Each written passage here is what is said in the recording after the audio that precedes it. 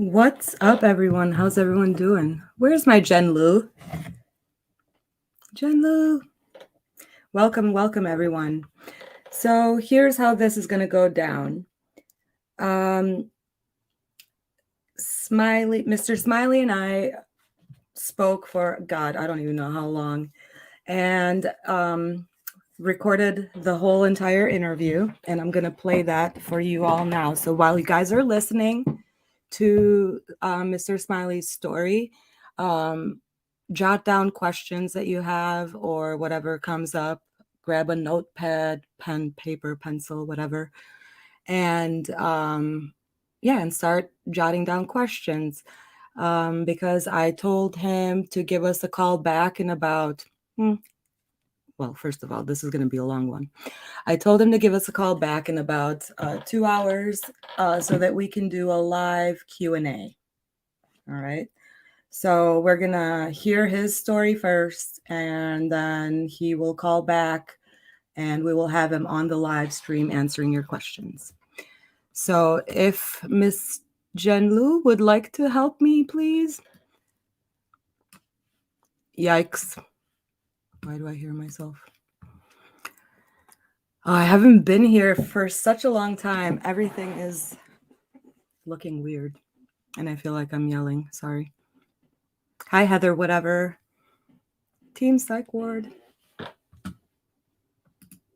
All right, so this is the first one. So I'm going to remove myself. And this one I'm starting at 7. So, okay, first of all, the calls are recorded because the calls were only 20 minutes, right? So rather than have talking for 20 minutes, then waiting for 15 minutes for him to call back, and then talking for 20 minutes, and then waiting for him to come back, I figured this would be the easiest way for him to just get his story out, and then we can play it in just one sitting, and then we'll have him call in for a 20-minute phone call to answer your questions at the end. All right. So let's go. I will stay quiet. If there's any issues with sound or anything, let me know. But other than that, buckle up. Here we go. Oh, yeah. So let's get started. Hi, Eric. Thank you for doing this interview with us. I'm really excited to have you here. And why don't you just go ahead and tell us a little bit about yourself? Okay. Before I get started, I would like to put this out there that if anything happens to me, Seattle Police Department was involved, King County Prosecutor's Office was involved, and Department of Corrections was involved. And anything that happens to me, it's no coincidence. It was deliberate. So let's start with that. Who I am? I grew up in Seattle, Washington. I grew up in the central area of Seattle. I went to school at different schools around the city. My last school that I attended was Nathan Hill High School in Lake City in the North End. Then I went to Olympic College in Bremerton on a basketball scholarship. I played there 2 years, and then I came back home, and so come back home, and you start living a life that you never thought you'd live. I was just kind of wayward, just like everybody else, doing this, doing that. You know what I mean?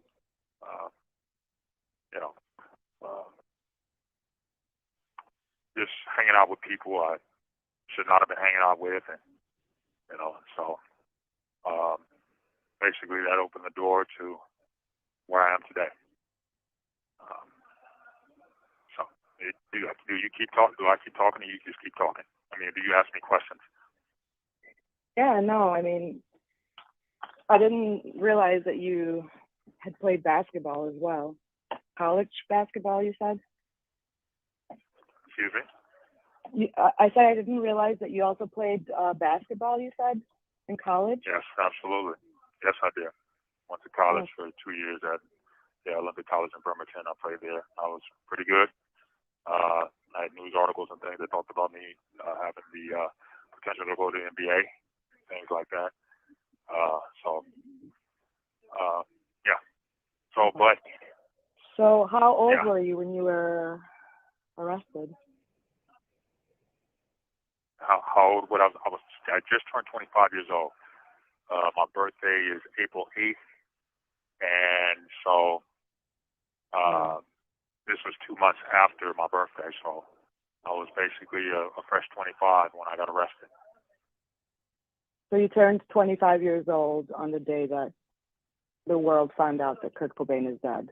That's kind of. Yeah. Unfortunately, yeah. Wow. Yep. I remember watching it at home when I was at home and watching it on the news, and I really didn't know anything about him. I really never listened to his music, and so, but I just know that it was a big news story on the local news, on MTV and on CNN and all that, and so that's how I became familiar with him. Before that, I really didn't know who he was. Yeah. So walk us through kind of what happened on June 4th, 1994. Okay. Well, we'll start with June 3rd because that was a Friday night, and June 4th is Saturday, early morning Saturday when it happened. So me, Ira Potts, Quentin Irvin, and Jeremy McAllister were out joyriding and playing music in the car, just having fun, man, not being malicious and a detriment to anybody. We were just having fun, just riding around in my car. And so the car began to malfunction. So we decided to go home, and in the car, ended up coming to rest in the south part of Seattle on the Swift off ramp of I-5. So Ira Potts, Quentin and Jeremy McAllister, Quentin Irvin, walked to a tavern a couple blocks away, and the tavern was called Uncle Moe's. It was a little district in the south end of Seattle by Boeing Field. They went to make calls to get family or friends to come get us because my clutch ended up burning out on my car. And so on the way back, I stayed with the car. I didn't go with them. And so I'm leaning over the guardrail, throwing up and vomiting because we had went to Dick's and I had ate a little bit too much, and so mixed with a little beer and everything, it just didn't pan out that good. So on the way back, I can hear their voices. So I looked up and I seen them coming across the bridge, and so next I go back to doing what I'm doing, and all of a sudden, gunfire erupts. So I duck behind the car, and after it gets done, Ira and Jeremy come running back to the car, and then so I said, "What happened, man?" He said, "Man, I don't know, man. Dude just came out and started shooting for no reason." So then Quentin staggered back. He's got the gun in his right hand, and he's got blood on his back. So I'm like tripping like, and so I stood up and then I looked and then I noticed the guy kind of doing some funny movements and jumping around and going on, and then he fell to the ground. And so I told Quentin, I said, "Hey man, you shot him, dude." And so everybody looked back, and we seen him, and then eventually he gets up and he starts to walk back towards us, and you can see he's still got the gun in his hand. So we ended up, and I'm gonna be truthful. I can't sit here and lie. I'm not gonna do that. So out of fear for myself and for everybody, I grabbed the gun from Quentin. You know what I mean? And I kind of shot. Not kind of, I did. I shot towards his way. You know what I mean? And But he was walking towards you? Yeah, he was walking back towards us. He's coming back towards us. His car is a little up from ours, but he's coming back. You know what I mean? And I don't know, he already just shot Quentin in the back. And so I don't know what he's coming to do. You know what I mean? So, out of So protection for Quentin was myself, also shot in the back? yeah, he was shot in the back. That's where he got shot. Because from what the story says, when we told the detectives that what happened was, well, let me go ahead and go into that. So Yeah. I don't want to jump ahead. Right. Okay. So we ended up, jumping across the guardrail and going to the brush that was over on the right hand side. He got in his car and drove off. Now at this time, I'm recalling him dude because at the time nobody knew who he was. He was in a regular car. He was in regular clothes, and ain't identified himself. He didn't say who he was. Didn't ask us if we needed help. What happened was he got out and he got mad at Quentin. Something happened between him and Quentin. So anyway, I'll get into that. Mm-hmm. So I said all that. Okay. Mm-hmm. Okay. So then after he left, there was two women that I knew from around the clubs and just in socializing. Wendy Miller and Paula Slimkowski. That's her name. They drove down the off ramp and they seen us coming from the bushes and they stopped. We told them what had just happened to us, and they told me that they had drove by and seen me by myself. They didn't see the other guys, and so because they knew me, they were coming back around and asked me if I needed any help. And so, like I said, they came back around and we told them what happened, and then we hopped in their car and said, "Give us a ride to the south end," which is Jeremy McAllister's aunt's house, Marie McAllister. And so we all hopped in the car. Quentin, they had to let the window down with Quentin because I guess he was getting a little nauseated or whatever from being shot or whatever. And so as we're driving, we travel along Beacon Hill. We go up the street in Cleveland High School. You can see that from where we're at. And then we make a right and go towards Beacon Avenue in Othello. Okay, so that right there is where the Seattle Police Department South Precinct is located, like diagonally right across the street. And so all of a sudden, we seen all these emergency vehicles parked at the entrance. We seen cop cars coming from all different directions. And we're like, wow, well, I wonder what happened here. You know what I'm saying? We didn't know anything. And so we proceeded on to the south end of Seattle to Jeremy's aunt's house, Marie McAllister. I get out, and we go inside. I think Ira leaves and go to his grandmother's house. And so he disappears. Quentin gets in the car with his girlfriend, Coffee. She drives, I guess, to his mom and dad's house to go get them. And so me and Marie, I called the tow truck, and it seemed like as soon as I hung up, the tow truck driver was there. I'm like, whoa, that was quick. So we get in the tow truck with the tow truck driver, and we drive towards back to Beacon Hill, and we get on the freeway at Alaska Street, which is a opening and exiting, getting on I-5 or exiting I-5. The tow truck driver, out of the blue, in a strange comment, tells us, "Say, you know that a police officer was shot over here, by the off-ramp. He says, I can let you out here if you need to." I look at him like, "Let us out? What do you mean, let us out?" I said, "Man, take me to get my car." I said, "It don't have nothing to do with me." And he drove a little bit more, and he says it again. He says, "Look, man," he said, "if you guys want to get out here, I can let you out." I'm looking at this dude like, what is he talking about? What is he saying?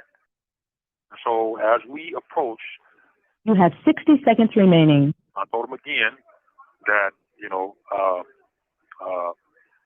man, I don't know what you're talking about, man. Just take me to get my car, bro. And so he takes me to get my car. And so as we approach, there's a bunch of emergency vehicles already there. So I'm like, I wonder what happened up here. And so, I didn't. Nobody had no idea. So we got like 30 seconds. So I don't. You have 30 seconds remaining. So we'll just you can just call back. Okay, let me call right back. I'm gonna try to call right back. Okay. Okay. All right.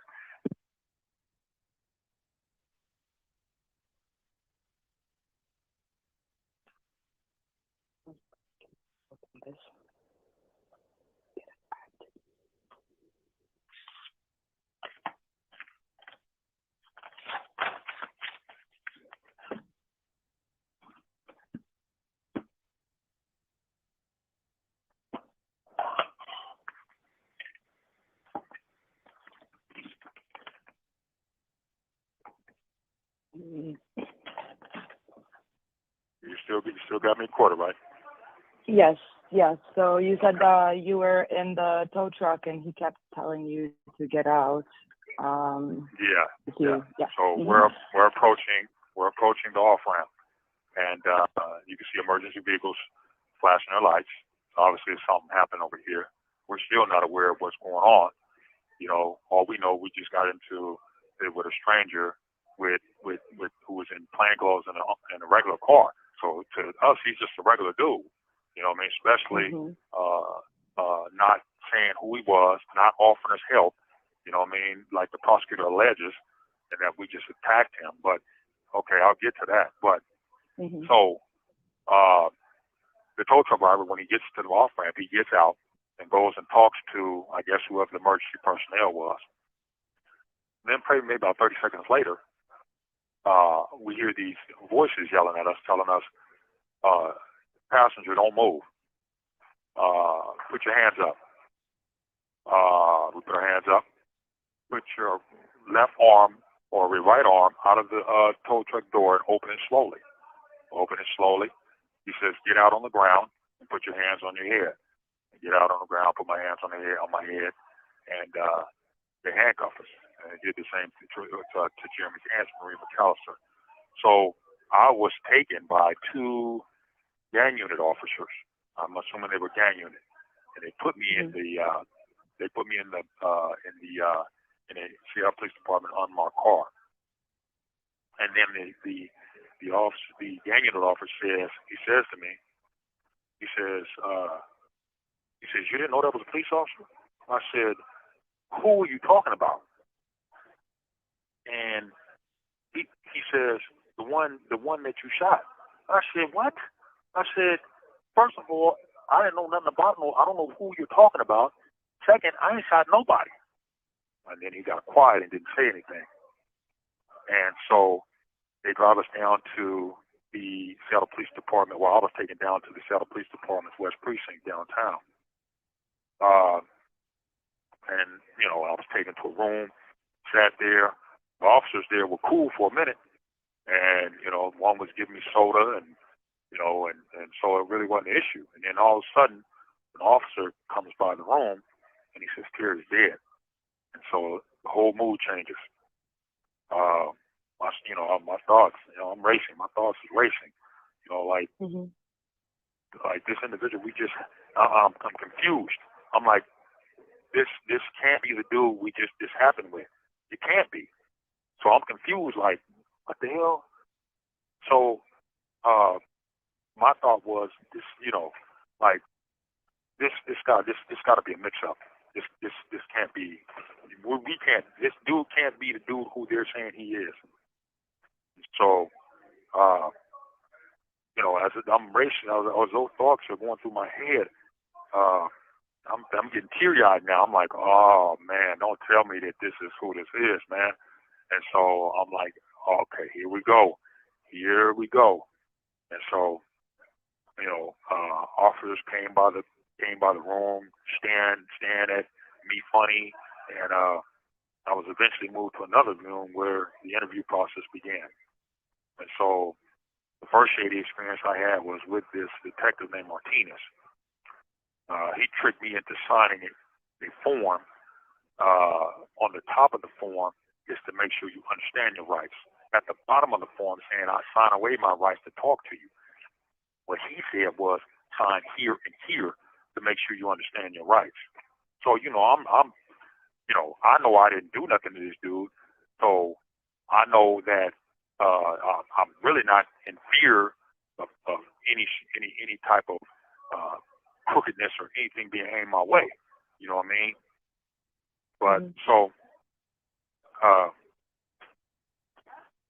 I guess let's see. You- Yeah, I'm here. Okay. Like I say, he basically tricked me into signing away my rights, and so then I basically started to tell them what had happened. Mhm. You know, but you can see, you know, how everything played out. They weren't gathering information from us to find out what happened. They were gathering information from us so they could shape their story and how they wanted to present it to the public. That's what they were doing. You know what I mean? And that's why that's why the story came out. We attacked him. Yeah, he identified himself. He was trying to help us. You know what I'm saying? That's the narrative that they threw out there. You know what I mean? Mhm. So, Mhm. uh, So how? So you said after everything happened, Terry got in the car and drove off. And as far as you're concerned, that was a nobody, no one. You didn't know him, and you guys then left the scene to go get your family, and the other people went their own ways. yeah. Well, we left the scene because two girls came and got us. You know, they drove Right. back around. We would have still been there if they hadn't came back around. But they knew me. They didn't know Quentin, Ira, and Jeremy. They knew me, and so that's why they So came how back did around. Quentin? How did Quentin end up in the interrogation room? Well, after he went to the hospital with when he left, when they dropped us off at Jeremy McCallister's aunt's house, he left with his girlfriend Coffee and went. I'm thinking they went and got their mother or their dad. They went and got their mom, I think, his mother, and they drove to the hospital. So, and then from there, you know, when you come into the hospital, the police are alerted, and so you can imagine that's why the tow truck driver showed up as quick as he did, because he had a police scanner. So he knew that this call that we're making about the car on the off ramp was possibly connected to that situation. So he's trying to play hero and come get us to give to them. He wasn't taking me back to my car to get it removed. He was taking us to drop off to them, and that's why he said, "We'll let you out here." You know what I'm saying? But let us out. We don't know what's going on. So why are we're not running. You know what I mean? So so they arrested Quentin from the hospital. That's how he ended up in the interrogation room. They already knew who they were looking for. So let's continue to proceed. Okay. Okay. So they took me to like I said, I was on the floor. I was moved to another room, and then that's when the interrogation of me started. What else occurred? So we told them what had happened. You know what I mean? We told them exactly that he was in an unmarked car. He was dressed in plain clothes. Nobody knew who he was. He never said nothing to us as far as wanting to give us help. So we told them that, look, Quentin, something happened where Quentin kind of flagged him down. That's what we told him. He flagged him down, and or that's the narrative that they were given.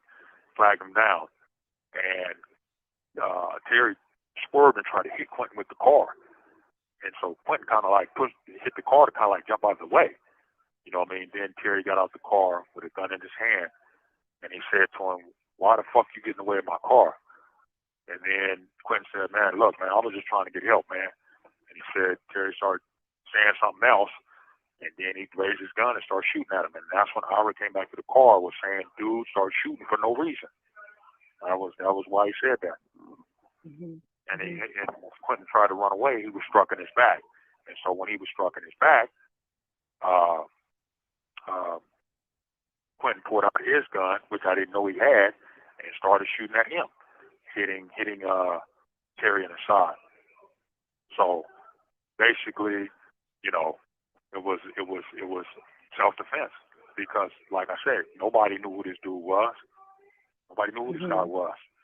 You know, so anyway, I'll continue to move forward. Let's see. So he got hit in his back as he tried to run away. And then, okay, so Ira, when we got dropped off at our house, or at Jeremy McAllister's aunt's house, Ira went around the corner, which his grandmother stayed around the corner. So he ended up going there, and I think that's where he stayed for the rest of the night. I'm not for sure. But, so as I started, they started interrogating me, and I started getting nervous because you could tell the narrative was, you did it. You did this. But, you know, you can tell by the way somebody's talking to you, they're indicating that it was you who did this. You know what I mean? And I'm getting nervous, like, man, they about to try to pin this on me. You know, and sure enough, that's exactly what they did. So what I did was, and this is where things start again. So the first sign of their of what they did illegal was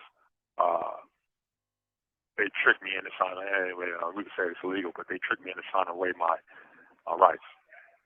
Okay. So then the gun that I had when we jumped into the brush, I just threw it in the bushes. Just like, you know, oh, get rid of this. You know what I mean? So I didn't keep it. It wasn't mine. I threw it in the bushes. It was Quentin's. So when they interrogated me, asked me what the gun was, I told them it was in the bushes. I threw it. And so when we went back, they took me back to the off-ramp. They asked me to show them what it was, so they took me back to the off-ramp. 2 uniformed officers did. When one got out the car, do you remember their I got out name? the car. I do not remember their names. I do not remember their names. I think it was two black officers. That's what I do remember. And so they took me back to the off-ramp, and I was trying to, you know, because my head's so spinning, I can't remember. It was night out, it was dark out, so I really can't pinpoint exactly where my car was at. So I'm talking to myself, but I'm kind of talking out loud, like, I said, my car was down there. And so he says, no. He says, your car was up there. I said, up there? I said, my car wasn't up there. I said, my car was down here. He said, well, that's how they have it marked. So I look up there, and then there were like horseshoe markings around the tire of my car. So what they did was they turned around and moved and marked my car from its original space, or this is what I seen when I went back. And they used red horseshoe markings and put my car up by his. That's what I seen. And so I turned and I said, no, that's not what my car was. By Terry's car. Yeah, they put us right up by him. Now, however that played out or whatever, that kind of helped their narrative. Like he got out of the car, came to us, and you know what I mean? It was a distance. It was a distance between our car and his car, my car and his car. So they put me back in the car, drove me back to the precinct. Now at this time they're looking for Ira. You know, they want to speak with him so he can tell his version of what happened. You know, so I guess they ended up talking to Ira, and he came. When I came back, he was coming into the office. So I think as they're trying to, I guess, put me back in an interview room or in a holding room, Ira came in, and I said, Ira, man. I said, man, these people are trying to blame this on me, man. Tell them I didn't do this, man. And so they act like they didn't want me talking to them or something. And so Ira gave his interview, told him what had happened, told him Eric didn't do it. It was Quentin who did it, but this is what happened. And so he told him what had happened. And so after that, about an hour later, they pulled me out of the cell. Detective, and I think it was Detective Cameron. He came in and opened the door with another uniformed officer, and they handcuffed me and they thrown me out. And so this dude named Detective Tom Pike, he was standing there. So as they're taking me the way me and him confront each other. He says, "Well, this is his exact words verbatim. Well, we're gonna send you to jail for a couple of days." I looked at him. I said, "Send me to jail for what?" I said, "I didn't do that." He says, "We know you didn't do it. We know you didn't do it. We just want to send you to jail for a couple of days and we'll let you out." I said, "Send me to jail for what, man?" I said, "I didn't do it, man." He says, here's my card. Call me." I said, "Give you a card for what?" And he told dude, he said, "Take him away." And so they took me away. And so I was taken to the King County Jail, placed on the 11th floor in isolation. I was initially in a red jumpsuit, and then after maybe about a few days or a week or so, I was placed into ultra security suit. And so that's what I had on for the rest of my 3-year stay up on the county jail. Yeah. So what is an ultra security suit? it's when you're a high profile case, that's the type of jail garments they'll put you in. It says ultra security on the side of the leg, and it says ultra security on the back. So you're supposed to be a high profile individual, and they need to put you in that to identify something about your case. Okay. So yeah. So you were supposed to be identified as a cop killer, right? yeah, I mean a high profile case. I wouldn't call it a cop killer. I just say a high profile case. I mean, if you murdered 10 people, they would probably put you in that, or 5 people, right. They would probably put you in that. Yeah. It's just the news media, the attention that that your cases didn't put you in that category. Yeah. Okay. So and So, and you were in jail for 3 years. I was in jail for 3 years on isolation on the 11th floor. Okay. And so, how did the trial preparation go? Well, you'll get to that. Well, okay, we'll start. I'm starting with that right now. So, perfect. You ready? Okay. During the middle of the night, 2 women came and saw me when I think it was my first or second day in the county jail. One was really nice and she was helpful. Another one had a really snotty attitude, like she may have been working with the police or prosecutor's office and was being nosy trying to find out stuff about me. And so the woman with that was nice, she got to talking with me, I guess, for an interview or whatever. She said, "Is there anything I can do for you?" I said, "Yeah, go contact Lori Gustafson," which was an attorney that I knew from a buddy who had her. And so I told the lady to go get her. She said, "Yes, I'll go contact her for you." And so the next week, Lori came up to visit me, along with an investigator named Gil Zimmerman. And so in this interview, they came up to see me and kind of, meet with me and kind of ask me questions about what happened. I think that may have been a Monday. This happened on a Saturday, early Saturday morning. So this was probably Monday when she came to see me. Let me see. So she agreed to represent me, and so that was my attorney. I was able to speak with my family and stuff while up in there, and then I found out from the local news. They told me that the local news reported that Gary said I shot the one who shot me. I never got shot. My family was confused as they knew I didn't get shot, so they were wondering, well, why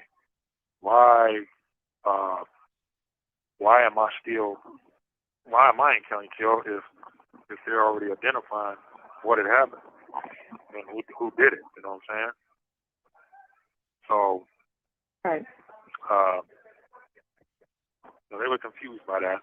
But anyway, so as Lori and Gil Zimmerman are talking with me, Gil Zimmerman,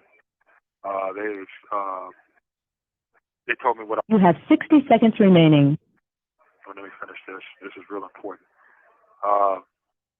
We talked about the charges, and they talked about officer being charged. When an officer dies on duty, this is what happened. Da, da, da, da. So, but they said, well, let us get the discovery. So then all of a sudden, they asked me, like, Let me stop right there because Okay. I need to be able to tell you this. And look, I'm gonna Mhm. try You have 30 seconds remaining. waiting on the phone. So this time they're sitting here waiting. So give me a Mhm. few minutes, and I will No definitely worries. call you. I'll call you back. Okay. Sounds good. I'll be here. Okay. Okay. Call you right back. All right. All right. All right. Bye-bye.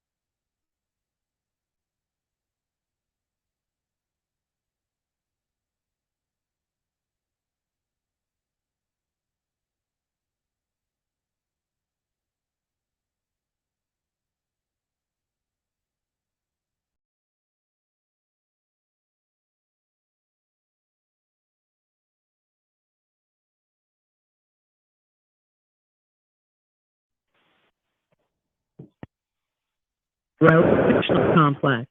This call will be recorded and monitored. If you wish to block any future calls of this nature, dial 7 now. To hear the cost of this call, press 8 now. To accept this call, press... Thank you. All right. Hi. Okay. All right. How you feeling? You okay? Yep. Okay. Is my voice and everything coming through on the recording and all that? Yes. Perfect. Okay. All right. So here, okay. Let's pick up again. You ready? Mhm. You got it going? Yep. Okay. Okay. So as I'm up in the county jail, my attorney Lloyd Gustis, along with an investigator named Gil Zimmerman,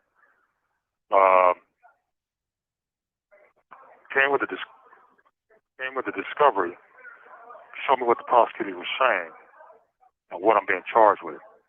I was being charged with, along with Quentin, with 3 offenses: aggravated first-degree murder, which carries life in prison or the death penalty, because he was a police officer allegedly in the line of duty. We'll learn later why this was too. We were also charged with attempted first-degree murder and second-degree felony murder. So one of the things that caught my attention in reading discovery is it said he shot 4 times from a 5-shot service revolver. That was not true. I told my attorney that this guy did not shoot no 4 times. I told her he shot about at least 15 or 20 times. She said, well, that's what they have in discovery. I told my attorney that's a lie. I know what I heard that night, and it was definitely not no 4 shots. The And this is investigator, Gil Terry. Zimmerman. Huh? Yeah, exactly. And so the investigator, Gil Zimmerman, was telling me how this probably wouldn't even be an issue if this guy wasn't a police officer. I told him that I don't understand why I'm here. I said, I didn't shoot this guy. I told him the most that I could be charged with second-degree assault or unlawful possession of a firearm. That's basically it. I said, but murder? No way. So then the investigator then shockingly says this to me. He says,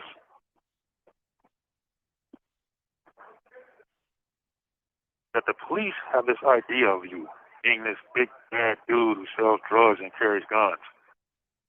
So he says, because they didn't get you on what they wanted to get you on, they're going to get you on this. I responded, but I asked him, I said, well, what is it that they want to get me on? He was mum and didn't say anything. I later learned what he meant when he said this. So we'll get into that later. In July or August, you want to ask a question? No, go ahead. Okay, so in July or August of 1994, my lawyer came to the county jail to update me on new developments of the case. He said, this day my attorney told me that prosecutors have found so-called eyewitnesses who came down the off-ramp and seen what happened. I told my lawyer that this was a lie because nobody but this unknown guy and us were on the off-ramp at the time that this incident happened. I told my lawyer, I don't know where they got these witnesses from, but they definitely weren't on the off-ramp at the time this happened. So now you went and got witnesses that wasn't even there. Would this be this Christina person that testified in trial? Yeah, exactly. Yeah, absolutely. Christine Moppin. Exactly. Okay. So see, if you look at her testimony, what she described, coming down the off-ramp, trying to help carry into the car, come on, man. That never happened. She was never there. She was never there. So when I was in my cell, this is in 1995 when I was in my cell, the jailbirds came and got me and told me to get dressed, and I thought it was an emergency. Quentin and I were rushed down to the courtroom. When we got there, my lawyer told me that the prosecutors were trying to do something they had no business doing. So as I listened to the hearing, I learned that the prosecutors and police had secretly set up a surgery at Harborview Medical Center, 2 blocks from the jail, to have the bullet that was lodged in Quentin's back removed without anybody knowing about it. Wait, they did what? They set up a surgery. They secretly set up a surgery at Harborview Medical Center. Now this is in the court. This was in the court records. There was a hearing that we had to go to, and his lawyers were complaining, telling the judge to tell them don't be trying to move Quentin without nobody knowing about it. They secretly set up a surgery to have Quentin's. This is what my lawyer told me, and I'm listening in the court hearing. They secretly set up a surgery to try to have a bullet that was lodged in Quentin's back that Jerry had shot him with removed out of his back without nobody knowing about it. So were they able to do that? No, they didn't. Okay. And the reason why that happened, and the reason why that didn't happen, is because somebody, they don't know who, called Quentin's mother's house and was asking about medical records concerning him. She became alarmed and called the attorney. And then they did some investigation and found out what they were trying to do. That's how it got stopped. And Quentin was 18 at this time, right? Yeah, I think he was 18 at this time. Yeah. Okay. So, that's the first indication of some strange activity surrounding this bullet that was stuck in Quentin's back. I remember what I heard that night. It definitely wasn't 4 shots, so 5.5-shot revolver. The evidence showed that, to me, as a person who's been to the gun range and has some knowledge about guns, that had to be a 9mm. There's only way. That's the only gun I knew at that time that could shoot extensive rounds of bullets, extended round of bullets like that. And so, but the discovery said he didn't use that. They said he used a 4-shot revolver, and I knew that was a lie. No way he used that. No way. I'll go to my grave saying that. Quentin had a .22 caliber pistol, which wasn't as loud as the .38. So if you know guns, the .38 is louder than the .22. The 9mm is louder than the .22. So therefore, you understand that what you were hearing that night. You know what I mean? So I know what I heard that night.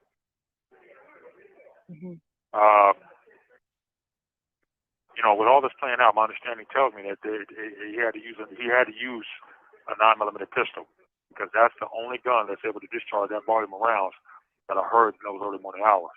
So then the question becomes, what was the 9mm, or what was that 9mm? Why was it not admitted into evidence? Why were the guns switched? Why did the prosecution police conspire to secretly set up a surgery without the attorneys knowing about it?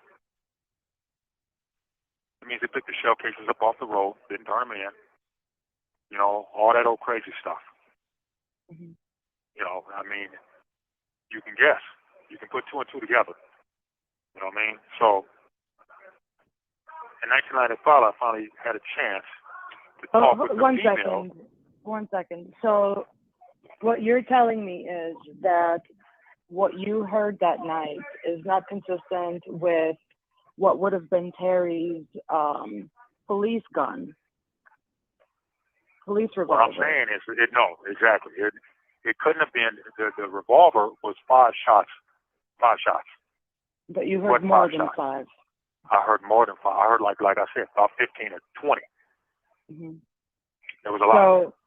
So they're trying to. So you're saying they're trying to make it appear as if he was on duty when he really wasn't.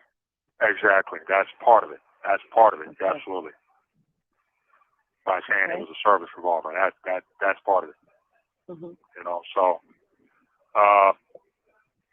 in 1995, I finally had a chance to talk with the female, Wendy Miller, who came up. Who picked me up on the off ramp that night that I'd been on, for a few years.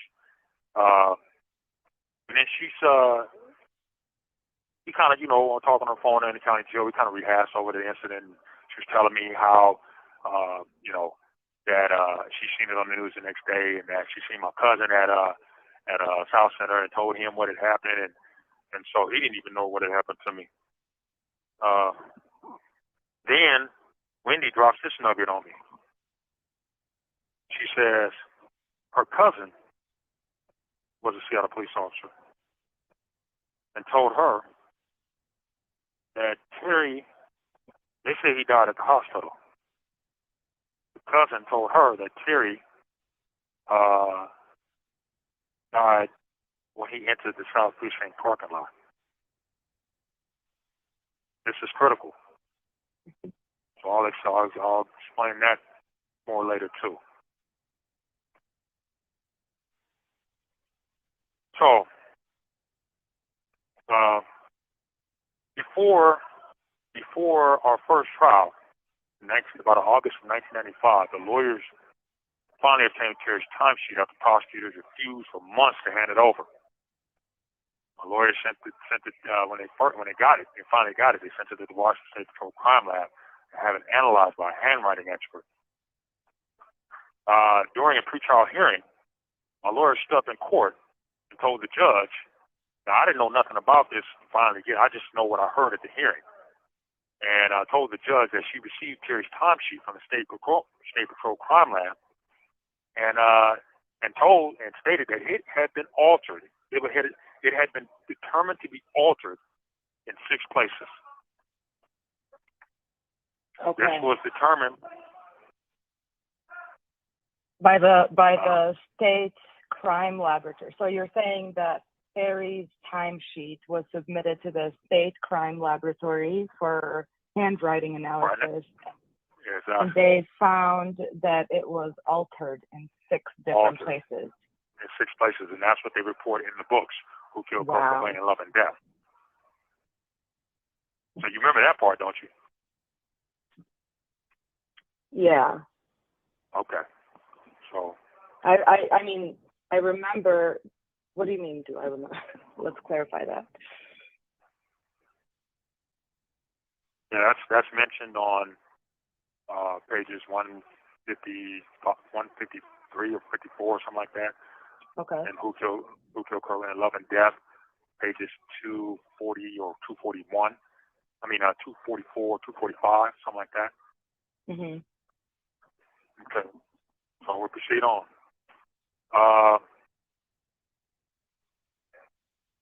After this occurred, after my lawyer had said this, there was a female representative of the Seattle Police Department named Carol Pittick who quickly stood up nervously, shaking and rubbing her hands together.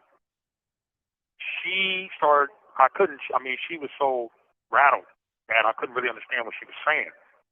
But she blamed the altered timesheet on Mayor Norm Rice, who was the mayor at the time.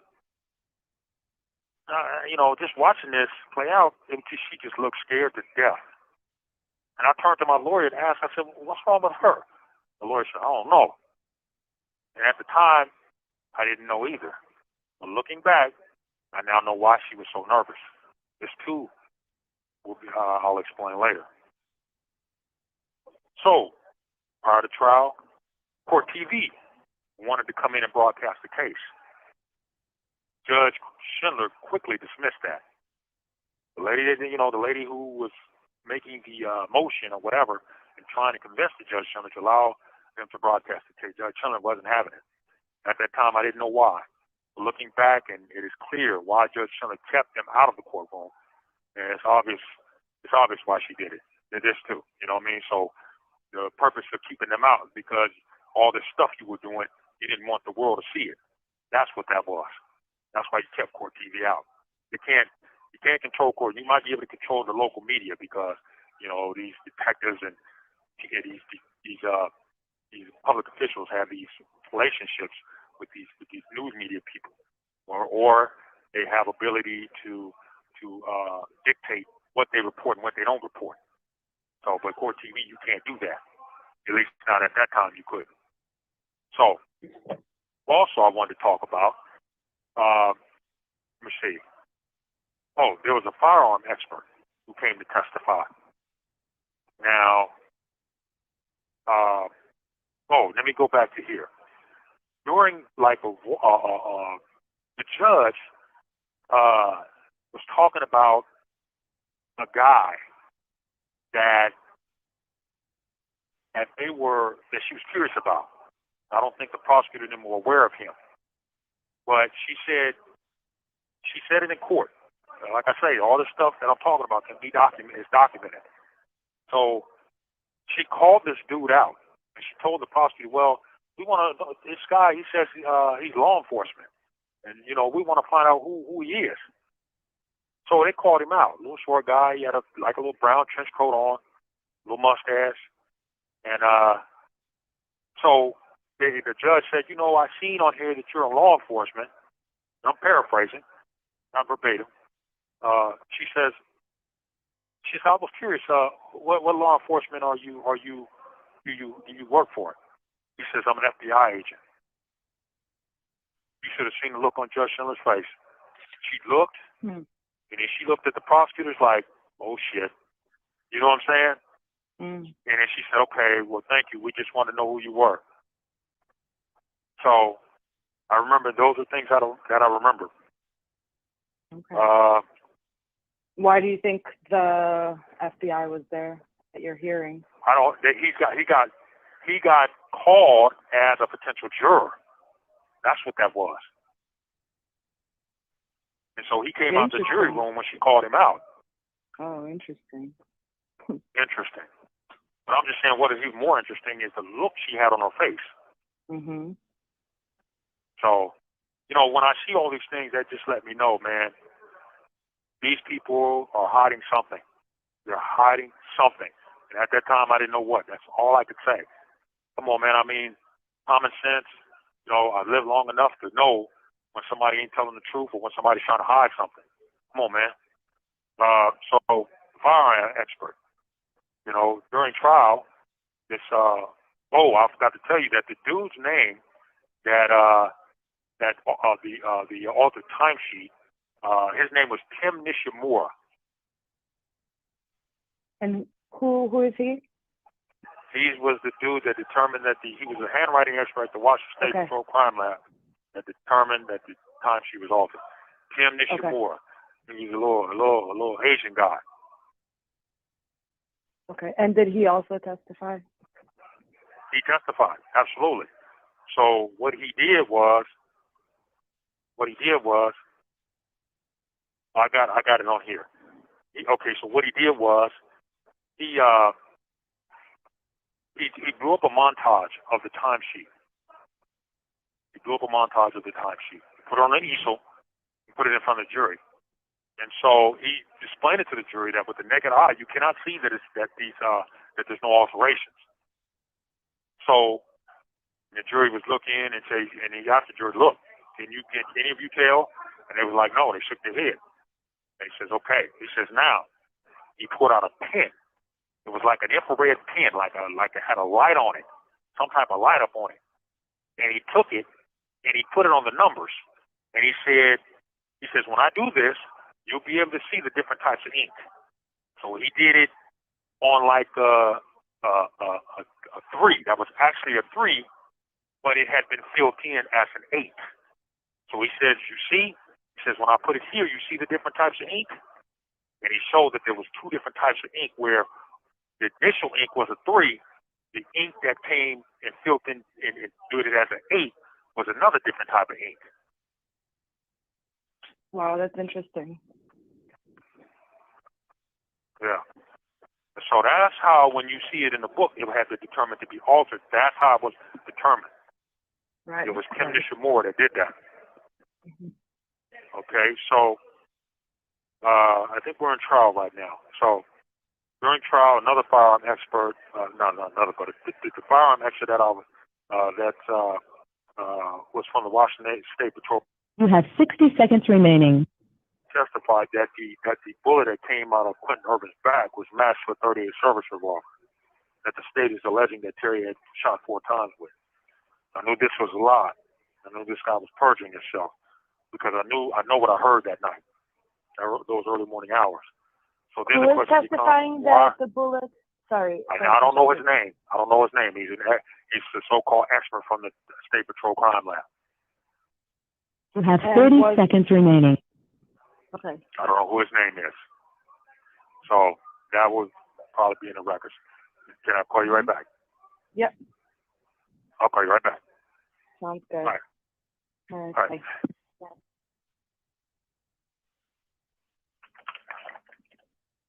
right. At least at the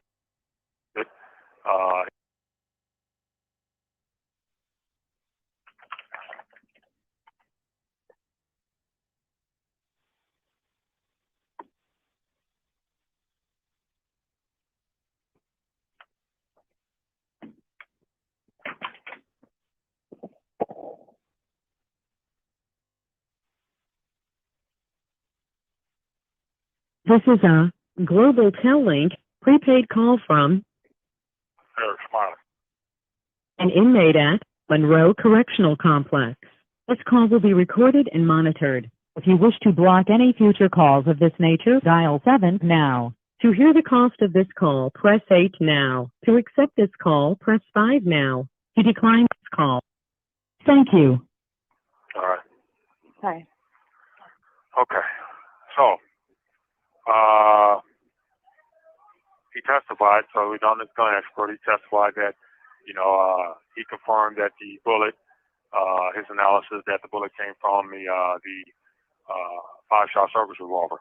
I disagree. I totally disagree, and I know it was a lie because I know what I heard that night.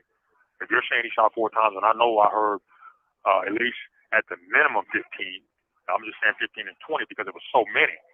You know what I mean? So there's no way that it came from that. No way. So then what's going on? Why is this dude? Why are they? Why is he saying that? Is there some nefarious activities that they're covering up? You know what I mean? Could the bullet be tied to something or someone? It's why they tried to sneak Quentin out of the county jail. It's why they switched the guns. Just saying. So did they actually remove the bullet from Quentin's back? They did. The lawyers. Finally, there was a surgery set up, and the lawyers were there. The police were there, and they needed to get that. I'm telling you, if you try to sneak him out of the county jail and try to get it without nobody knowing about it, what are you up to? What are you hiding? That you're desperately trying to get this thing to where, it just doesn't make sense. If there's nothing to hide, you're not going to act like that. Obviously, you're doing that because something has happened, and you're trying to make sure it doesn't come out. So that's just my rationale of it. Mm-hmm. So I talked about the montage and all that. We also got to remember, too, that what I thought was strange was, there were a lot of officers, so-called, involved with this trial. And it was a long trial. Yeah, but the volume of officers that was supposedly involved was 150, 200, somewhere in there. A lot of them didn't even want to testify. A lot of the officers didn't want to testify. Yeah, they didn't want to testify, and so my lawyer kept asking the judge that she need to issue these people, make these people available for interview, and subpoena them to come to trial. She wouldn't do it. The judge, like, she didn't make them. You know, so some of the officers who had critical information that could be helpful to the defense didn't even testify. Judge wouldn't make them. You know, this is just a straight up kangaroo and a sham trial, man. That's basically what it boiled down to. Mm-hmm. You know what I mean? That's basically what it boils down to. There's another critical piece of evidence, so the testimony at trial was that, or even in the discovery, was Terry died at the hospital during surgery. But remember, Wendy Miller's cousin told her, who told me, that Terry died at the entrance of the South Precinct. But there was a doctor supposedly working at Harborview Medical Center that testified that Terry died on the operating table when he was doing surgery on him. And I've seen this dude at trial, and then I've seen him on little TV shows after that. I said, yeah, that's the dude that came to the court live, man. And I said, his name was Dr. Gentilello. I think it's, I don't know, it's for Gintellelo. Mm-hmm. And he's the one who testified. Yeah, testified that he's the one that performed surgery on Terry, but he died at the hospital. Well, something's conflicting. If Wendy saying her cousin said he died, he's a police officer saying he died as soon as he entered, as soon as he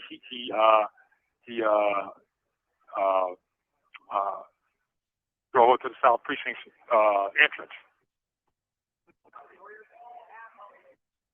So I'm more inclined to believe that. You know what I mean? Yeah. So, according to the trial stuff that I read, Terry ran into Officer Katzer, and apparently, or they alleged that Terry said it was a tall one, the driver. Yeah.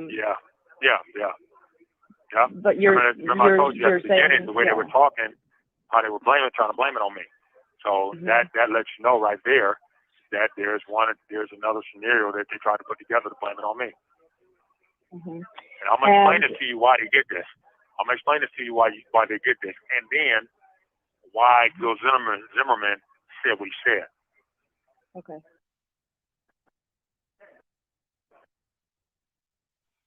You ready? Yeah. Go ahead. Okay.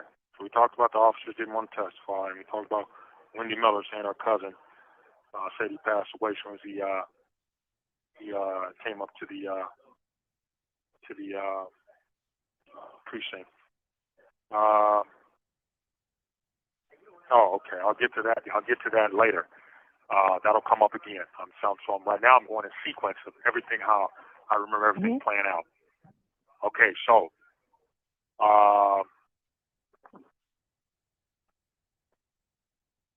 Okay. So all this happened, what I told you about the doctor, the firearm expert, the Christine Maupin testifying in the trial. Initially, she said Quentin is the one that did it. She said him at first in the first trial. So and then there was other people that came and said they came down the off ramp and seen this, and I'm telling you, I know what I've seen. Nobody came down that off ramp. Nobody's on that off ramp but us. So, this next female, she's really important. Fusi Johnson, F-U-S-I Johnson. She's Samoan or whatever she is. She's from Hawaii or something like that. So I met her back in 1994 with another guy who I went to school, who I played basketball with at Olympic College, named Marvin Williams. His son also played in the NBA, so that can be confirmed. Like I said, everything I'm telling you can be confirmed. So at the Mhm. beginning, I met her then. We see each other in passing every now and then. But then when this happened to me, she came up to the trial. I mean, up to the jail and hung out, and she acted like she had my best interest. And I think there was something that I may have missed about her, but I'll go back and grab that. So, okay, me too. I might have passed that. Let's see. Okay, I might have passed that. Might have passed that. All right, I may have passed that. That was all over the place. I mean, this is so much information. Yeah, I understand. And just to clarify too for everyone, before our interview today, you had taken notes just to help refresh your recollection. So that's what you're kind of looking at. Yeah. So, and I hear you that, this is probably stirring up a lot of emotion in you as well, because it's probably, not easy having to recall and relive all of those moments. So, just take your time. We're good. We're all good. Okay. All right. Okay. So, this is his female named Fusi Johnson. Like I said, I met her some years ago, and so I met her along with the guy I was telling you about. So that's how I came. That's how I came to meet her. We weren't friends. We didn't hang out or anything. She just, we crossed each other's path. So this was the first trial, and so our deliberations began in March of 1996. And one of the jurors, an elderly woman, had gotten sick, and she was admitted to the hospital. So this woman named Fusi Johnson, who I thought was my friend, she'd been around my family and all that, and it's just hella weird. Let me also say this. When she first came around, weird things started happening. She went and got some belongings from our friend Sean Ware's house, and then all of a sudden they came up missing. I had her watch over my storage. My storage got broken into and ended up getting stolen. It ended up in a female's hands named Regina McAllister. I'll explain her later too. So, I mean, I can't even explain how that happened. But then, so those are two scenarios. Oh well, we have more important things to think about than material items. But these questionable situations surrounding her started to raise red flags. And so this was what did it right here. So, I explained that part, that I met her at a nightclub outside the suburb of Seattle, which was in Renton. It was called the Galaxy. She came up to the jail to visit me. You know what I mean? Like I said, I thought we was cool. I thought she genuinely had a concern for my welfare. She integrated herself somewhat into my family as well, and we found out how wrong we were about her. I had enough, like I said, I had enough trust in her for, to do certain things, man, and she let us down. So, like I said, trusting her cost me material items, things like that, but like I said, we weren't concerned about that. On this day, my visiting was on a Thursday. And this was during deliberations in 1996, my first trial. On Thursday, Fusi Johnson visited me at the jail. She usually came with my mother or my grandmother or other family members. But this day she came by herself, and it was only me and her visiting. There was nothing unusual about the visit. There was no red flags that made me uneasy or anything that made me concerned. We engaged in, in our normal conversations. That Monday, the jail guards came and got me from my cell and told me that I was wanted in court. From the tone, it sounded like it was an emergency, and so they were kind of rushing me, like, come on, man, let's go. I asked them, was this the verdict? They said they didn't know. They said we were just told to come get you. And so escorted me to the changing area, me and Quentin to the changing area, in the jail, and it took us across the viaduct to the courthouse. So there's a big like viaduct ramp that goes from the jail to the courthouse, and you end up on the top of the courthouse on the top floor. And so you have holding cells and everything up there, and you know the guards have their stations and everything up there. That's where everything the guards change out their guns and this and that when they walk you back and all that stuff.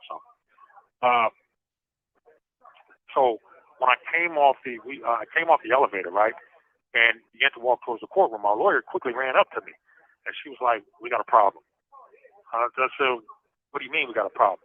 She said, "I'll tell you more when we get in the courtroom." So the guards escorted, a guard continued to escort us to the courtroom, and I noticed, as I'm going down the hallway, I seen my mom crying.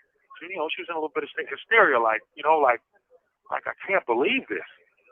And then I turned and looked down in the opposite hallway, and I see Miss Johnson down there crying, being comforted by her sister. I'm like, well, what the hell is going on? So seeing all this, I was confused, and I didn't know what was going on. The guards escorted us into the courtroom, removed my restraints, and then I was able to sit down. My lawyer, Gustus, came and sat beside me and started to tell me what was going on, but she had to stop because, Judge Schiller came in, and everyone had to stop talking and stand up for her, and, so we sat down, and as I listened, the judge started talking about the inappropriate contact with a juror. Now, I'm really confused now. What the hell is going on?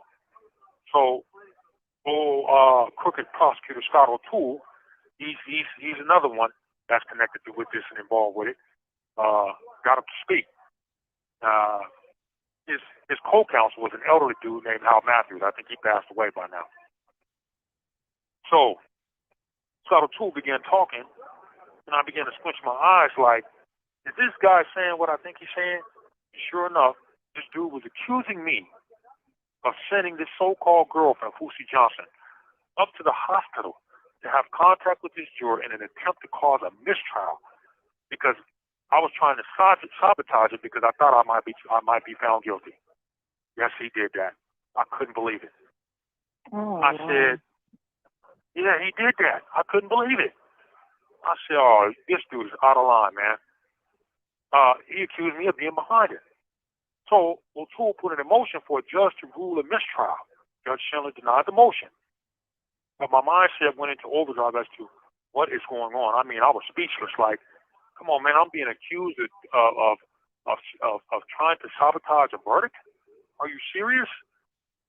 And so I said, so after hearing this, after the hearing got done, I was escorted back to my cell, and I sat in my cell and I started, super analyzing what was going on because I knew I hadn't done anything wrong, and I knew, I didn't tell this female to do that.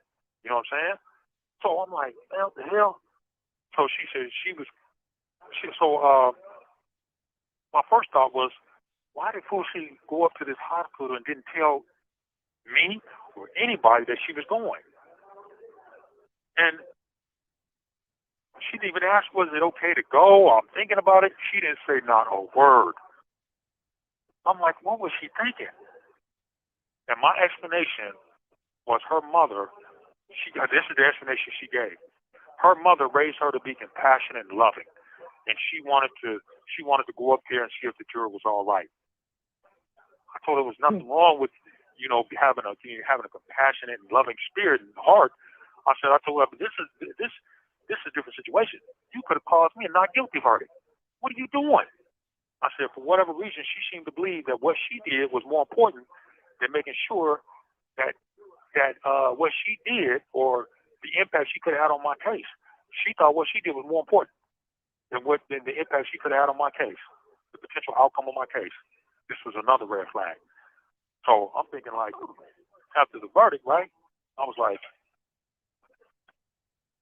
I'm thinking I had a mistrial. I had a mistrial in that case. Quentin was found guilty of second-degree murder. And I told Fousey that she could no longer visit me or be around my case. I barred her. I said, no, you cannot come around my case no more. My mom, she was done with her. She didn't want nothing else to do with her. But I still talked to her on the phone, but that was it. Another thing that raised red flags with me is one day I had a conversation with the jail guard who went by the moniker New York. Now he tells me that he sees her in the jail a couple of times, that she'd been processed in. I'm like, are you sure? I said, because she would have told me about that. Now this was in sometime in, this had to be in 95 probably, maybe early 96. Whenever he saw her, she never told me about it. That's the thing that keys in on me. And I asked him, I said, I asked him, was he sure? He said, look, man, he said, I know what she looks like. She comes up to his visits all the time. I asked him to tell me what he saw. He said she was coming in and receiving at the bottom of the jail. I was like, She never mentioned anything about this to me. Coming in the jail. She never said anything. I was like, that was odd. You know what I mean? That was really odd.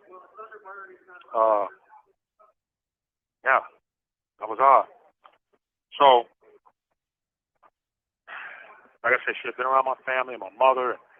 And, we were under depression. She had that she had our best interest. She grew to have a sense. We grew to have a sense of closeness with her. We were wrong. She has, she didn't share deeper personal things with me. So why wouldn't she tell me that she was in the county jail? Why did she tell me she was processed? You have 60 seconds remaining. This didn't happen once. It happened a couple times. You know what I'm saying? So, you would think that, be like, look, I came to jail, man, and, I got da-da-da. She never said nothing to me. So I'm processing all this in like, there's something fishy with this chick, man. You know what I mean? There's something fishy with this chick. You know what I mean? And I'm gonna get into that in a minute. What I put together about determining who she was. You know what I mean? Especially from that area. You have 30 seconds remaining. Of what happened with her going up to see the juror. So give me. I think somebody's trying to use the phone. Give me a few minutes to call you right back, okay? Sounds good. Huh? It's good? Okay, I'll call you back in a minute. All right. All right. Talk to you soon. Bye. All right, bye.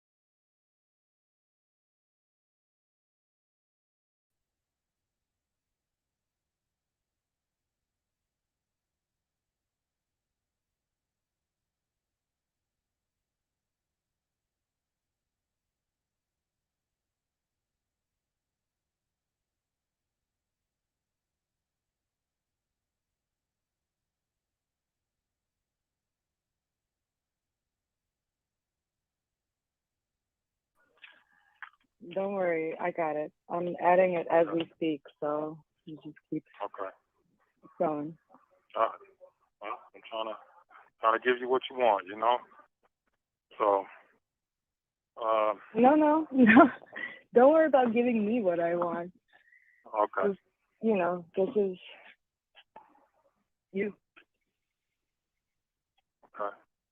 You recording again? Mhm. You sure? Yeah. Yes, I'm recording. All right. All right. So, let's see. What I leave off there?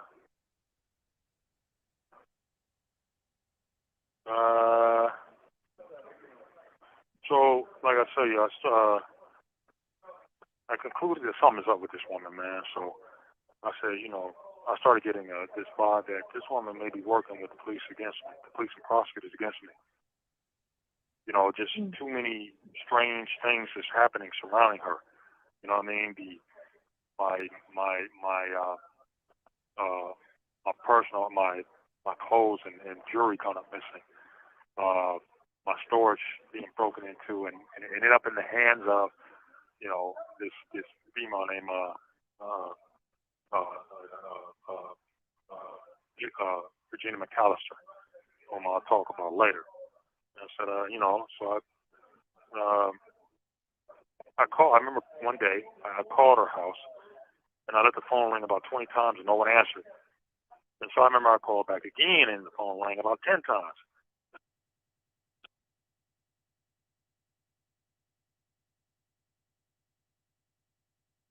So I decided to call back one more time, and her daughter answered the phone. And so I said, have you been at the house? She said, yeah. I said, I just called like 20 times, 30 times. She said, yeah, I know. I said, well, why you didn't pick up the phone? She said, because these detectives keep calling in for my mom. I said, calling in for your mom or what? She says, I don't know. She said, but they keep calling here. I said, She never told me about that. See what I'm saying? Never mentioned it to me. I'm talking about even after that, she never mentioned it to me. Mhm. So, I just said, you know what? So her daughter told you basically that they stopped answering the phone because the police. She stopped kept answering the calling. phone because they kept calling her trying to get in contact with her mom, and so she didn't want to. She didn't want to talk to him. You know what I mean? So that's how she explained it to me. Mhm. So now after just putting all this, all this sequence of events happening, and I just started to put two and two together. I said, you know what? I believe that this female's working with the police and prosecutors. I believe that they sent her up there because our deliberations took about a month, and so the prosecutors were scared that it was going to be a not guilty verdict because they really didn't have evidence against us in the first place, and so they thought it was going to be a not guilty verdict. So they sent her up to the hospital to have contact with this juror in an attempt to cause a mistrial. That's what I believe.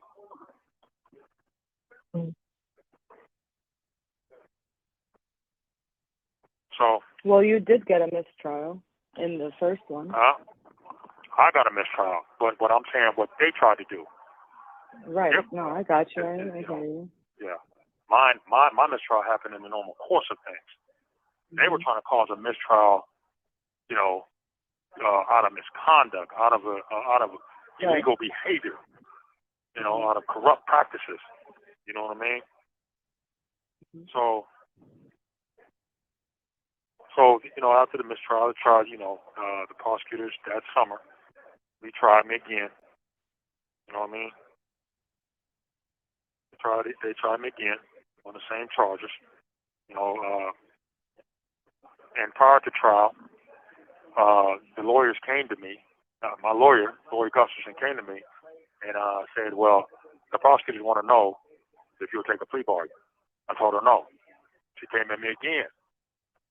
Not the same day, but maybe a day or sometime later. And said, okay, well, the prosecutors want to know if you take a plea bargain. I told her no, I'm not taking no plea bargain. So she came at me again. I got mad. I said, why do you keep coming to me asking me about a plea bargain? And she says, well, it's my duty as your lawyer to tell you what the prosecutor offered. She said, well, and then you know what you're up against, which I was up against the death penalty. You know what I'm saying? That's what I was up against. You know what I mean? So I said, you do this. And I was so firm in my stance. I said, you tell them they got 2 days. I'll give them a plea bargain. You either take me to trial, or you let me go. That's what I'm offering you guys. Because you know you What were they charge me offering anyway. you? Second-degree murder.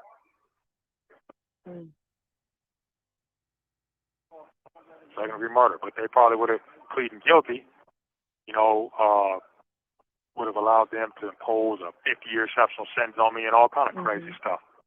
I'm not doing that. I'm not taking no plea bargain from them.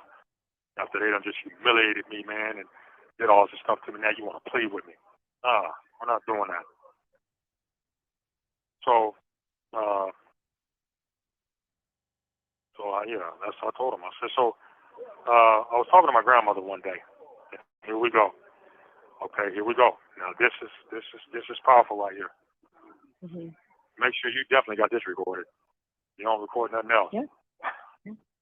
It's recording. So I said I was talking to my grandmother one day after my first trial. My grandmother shares some information with me which substantiates when I was in jail and reinforces Investigator Gil Zimmerman's statement he made to me when he and my attorney, Lord Guston, came and visited me in the county jail at the beginning of when my case happened. Now, my grandmother passed away. My uncle who told her passed away.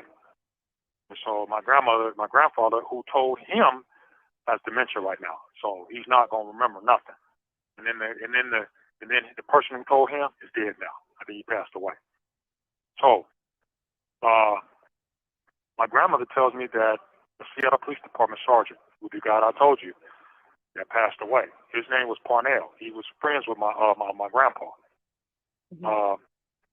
And so I met him on Memorial Day, like 5 days or whatever before this happened. So Memorial Day was that Monday.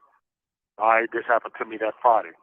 So I met this guy one time, shook his hand and everything, but it didn't stick out to me, that what he said would have some significance in my life.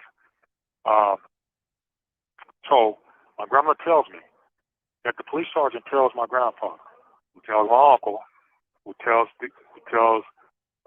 my grandmother, who tells me that my ex-girlfriend, Regina McAllister, agreed to help the police set me up.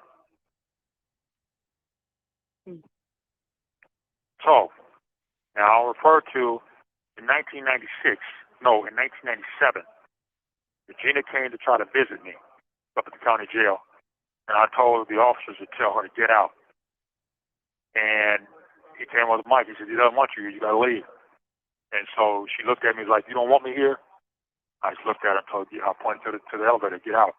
I don't want nothing to do with you. And she tried to, I can't forget this part. Let me not forget this part.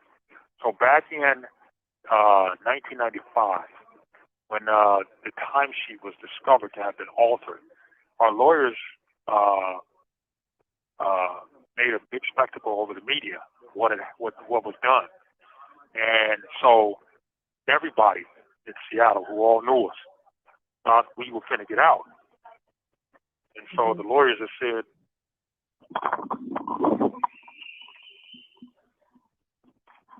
Sorry about that. The lawyers said they were going. Yeah, I'm okay. The lawyers said they were going for a dismissal of charges, and so that was being broadcast on the local media everywhere, and what it did. My lawyers on the TV talking about it and everything, and that's when we talk about Timothy Moore and how he determined that the timesheet had been altered and all that. So Regina came up and tried to visit me. I talked to her for a minute, but I'm looking at her like, I just found this out that you tried to set me up, but I never said nothing to her. I talked to her for a minute, and then I told her, I said, well, make this your last time that you come up and see me. She looked at me like, why? I said, I don't want nothing to do with you no more. I don't want nothing to do with you. So her reason for coming to see me at that time was she knew what she tried to do. And what she was trying to do was either two things: get in my good graces again so nothing wouldn't happen to her, or she was trying to get in my good graces again to basically put me in a position to where what was supposed to happen to me would be completed. You understand what I'm saying? Mm-hmm. So, what my grandmother said, she up to agreed to set me up. So when Regina came up and I put her out, her friend came up and said, "Why you put her out?" So I told her, "That girl's no good, man. She tried to set me up with the police." I said, "This girl's crazy, man." And so she gave me her number. I called her and I asked her, I said, "Why do you keep coming up here? Why do you keep coming around my case?" She said, "You can't make me stop coming around your case." I said, "Well, I don't know why. You already tried to set me up." She said, "No, I didn't." I said, "Yes, you did." She said, "No, I didn't." I said, "Yes, you did." I said, "You think I'm going to be in this and not find out about what you tried to help the police do to me?" She said this. She said, "Okay, what are you going to do to me?" I said, "Oh, okay." So I'll see you. She said, "What are you going to do to me?" Like, "Yeah, okay, I did that." Like, "What are you going to do to me?" I didn't say nothing. I said, "I'll see you around." And I just hung up the phone. Never spoke to her again. You said this is Regina McAllister? Yes. And who was with She's you the that one. night? Jeremy McAllister. Now, how they got and then the same after name. that, wait, after that, Who? you, hold on 1 second. Who was the girl that you were in the car? Marie McAllister? Marie McAllister. That was Jeremy's aunt. Okay. So are they related or what? No, they're not. They're related through marriage. Regina was married to Marie's brother. Okay. I forgot his name. And that's how Regina McAllister got the last name McAllister, like Marie and Jeremy. Mhm. Okay. So, yeah. So then I said, now, we can infer what was supposed to happen when that took place. If this setup was supposed to take place, what was the end result? Was I going to jail? Was I going to be murdered? Maybe and then you kind of think back to what the dude Gil Zimmerman said. He said because they didn't want to get you, because they couldn't get you on what they wanted to get you on, they're going to get you on this. What is it that they wanted to get me on? He wouldn't say nothing.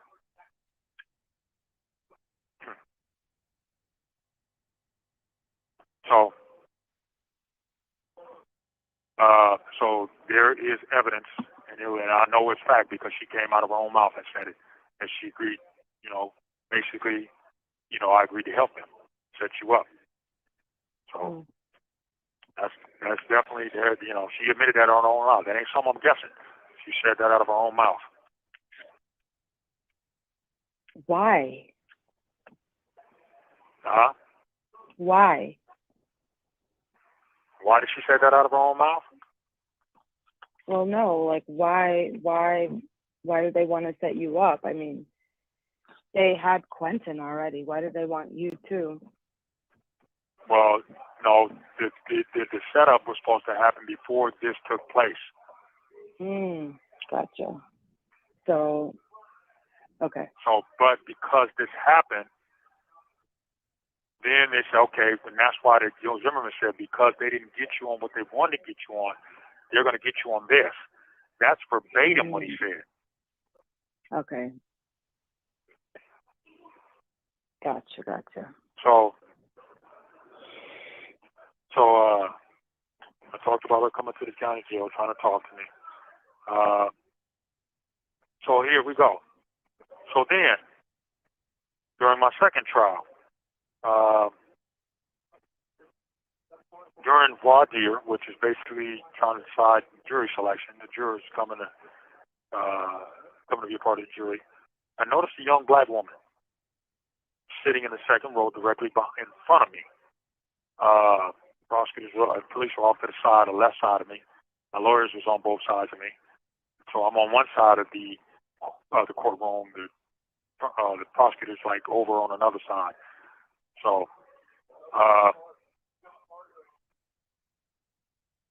I know the prosecutors were paying close attention to see if I can make any connection with anybody, because they was going to use their challenges to kick them off. And so I made a connection with this young black woman because she smiled at me and I smiled at her. And so I said, okay, this is a not guilty verdict right here. Let me not look at her no more. I did my best to stay away from looking at her. But you know, I believe the prosecutors caught that, and when it was time to pick the jurors, she came up to the front, and the prosecutors used their challenge and kicked her off. So they got rid of her. I can't explain in words how disheartened I was, because this was a not guilty verdict. And I watched her walk out the door. It was a mistrial or not guilty verdict, whichever one. I wasn't going to be found guilty. Not with her on my jury.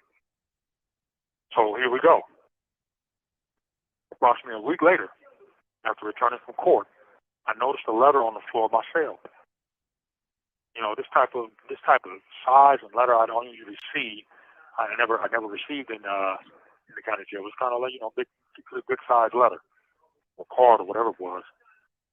The guards took me out of my restraints, and I picked up the envelope to look at it, at the name and address, which I wasn't familiar with. And then I opened the envelope and began reading. I was like, oh, wow. I was like, whoa. She said she was she identified herself as a young black woman who was dismissed off my jury by the prosecutors. She said her name was, she didn't tell me her name, her name was Mary Gitstar. Oh, wow. Her last name is Dawson now, because she got remarried. She's not married to me anymore. But Oh, you were married. I'll explain that to you. Yeah, I'm gonna get to that. So I jumped ahead. So she was juror number 40. She talked about how she was dismissed off the jury, and she said she wanted me to just call her Nikki. So Nikki? Nikki, yep, Nikki. And so the gist of her letter was basically saying that, you know, she can't imagine what I'm going through. Wanted me to know that everybody wasn't against me, and that if I need anything, just let her know. I wrote her back and told her I thanked her for a kind gesture. You have 60 seconds remaining. And sending me a card. You know, I told her it's unfortunate we had to meet under circumstances like this, but hey, maybe when I'm released, hopefully in the near future, we go out to lunch or dinner or something like that. I told her to take care of herself, and hopefully I'll see her again in the near future. She wrote me back and told me that even though I didn't ask her to write me back, she took it upon herself to continue our correspondence. And from that time on, we corresponded. You have 30 seconds remaining. Okay, so I'm gonna call you right back and continue this. Well, hold on. Give me a couple of minutes. I can call this phone number and recharge this phone. Because apparently I have Okay, to how call about them. 5 minutes or so? Yeah. You should be able to do it. You should be able to do it from your phone or something like that.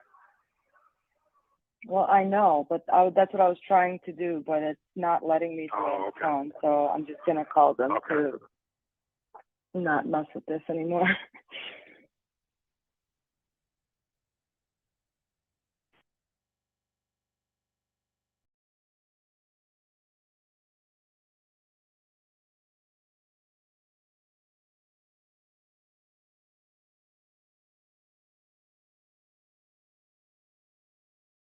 I did it.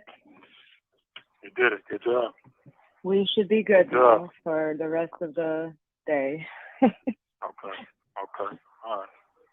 Well, you know that all this, and I'm only halfway through it. You know that, right? Well, yeah. Keep going. I'm only halfway through it. Okay, so let's pick up where I left off. Get your recording device going. Let's go. Let's do it.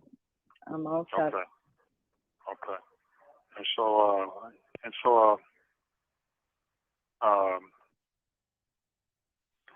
you know, once again, the jury deliberations began in early March 1987. This time, there was nobody trying to tamper with the jury. that I believe the prosecutor and the police did in the first trial, and using that girl to cause the mistrial. Again, jury deliberations took about a month, with the verdict coming on my birthday, on April 8th, 1997, as it did on April 8th in 1996. So both the verdicts in this trial came on my birthday. Wow. The guards came and got me. I was a little nervous. And, my lawyer already told me that I was exposed to the death penalty, so you can imagine what I was feeling, what was going on through my head. I had to go down and get changed out of my jail clothes and into my suit. I then was escorted across a bridge that goes, like I told you, is like a viaduct that goes from the county jail to the top of the courthouse. So we go down. I had to wait for about 15 minutes or so, and then we took them down to the courtroom and went through all the sea of police officers and all that in the hallway and looking at me all crazy. And that's how it was in the first trial too. I mean, when we came off the elevator and into the hallway of the courthouse, Natasha, it had to be about 200 police officers. I mean, it was unreal. I mean, it was a sea of these people. I mean, I seen Bellevue, I seen Tukwila, I seen Renton, I seen Kirkland, I seen Edmonds, I seen SeaTac, I seen detectives. It was unreal. And so it wasn't that many as it was at the first trial. I mean, it seemed like oh my God, Seattle police. I mean, so it was, like I said, it wasn't that many, but it was enough. And so they took me into the courtroom, and I took off my restraints. Terry's family was in back of me. My family was in back of him. And so, they came in and I took off my restraints. I sat down, and then the jury came in. The judge came in, told the bailiff to bring the jury in. The jury came in.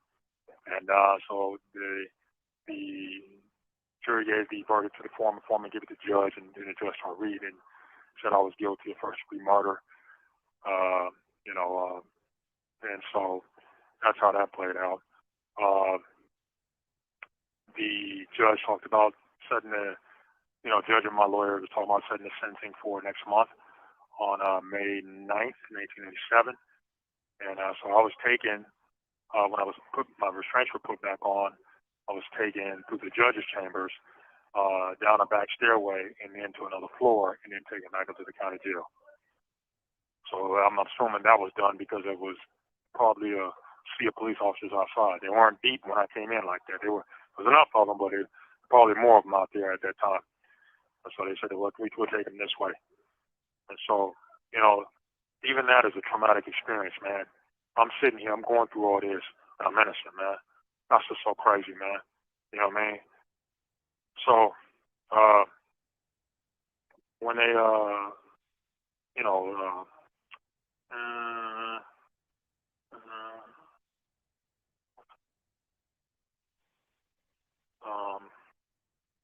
yeah, at that moment. Wow. So that's how that happened with the verdict and all that. And then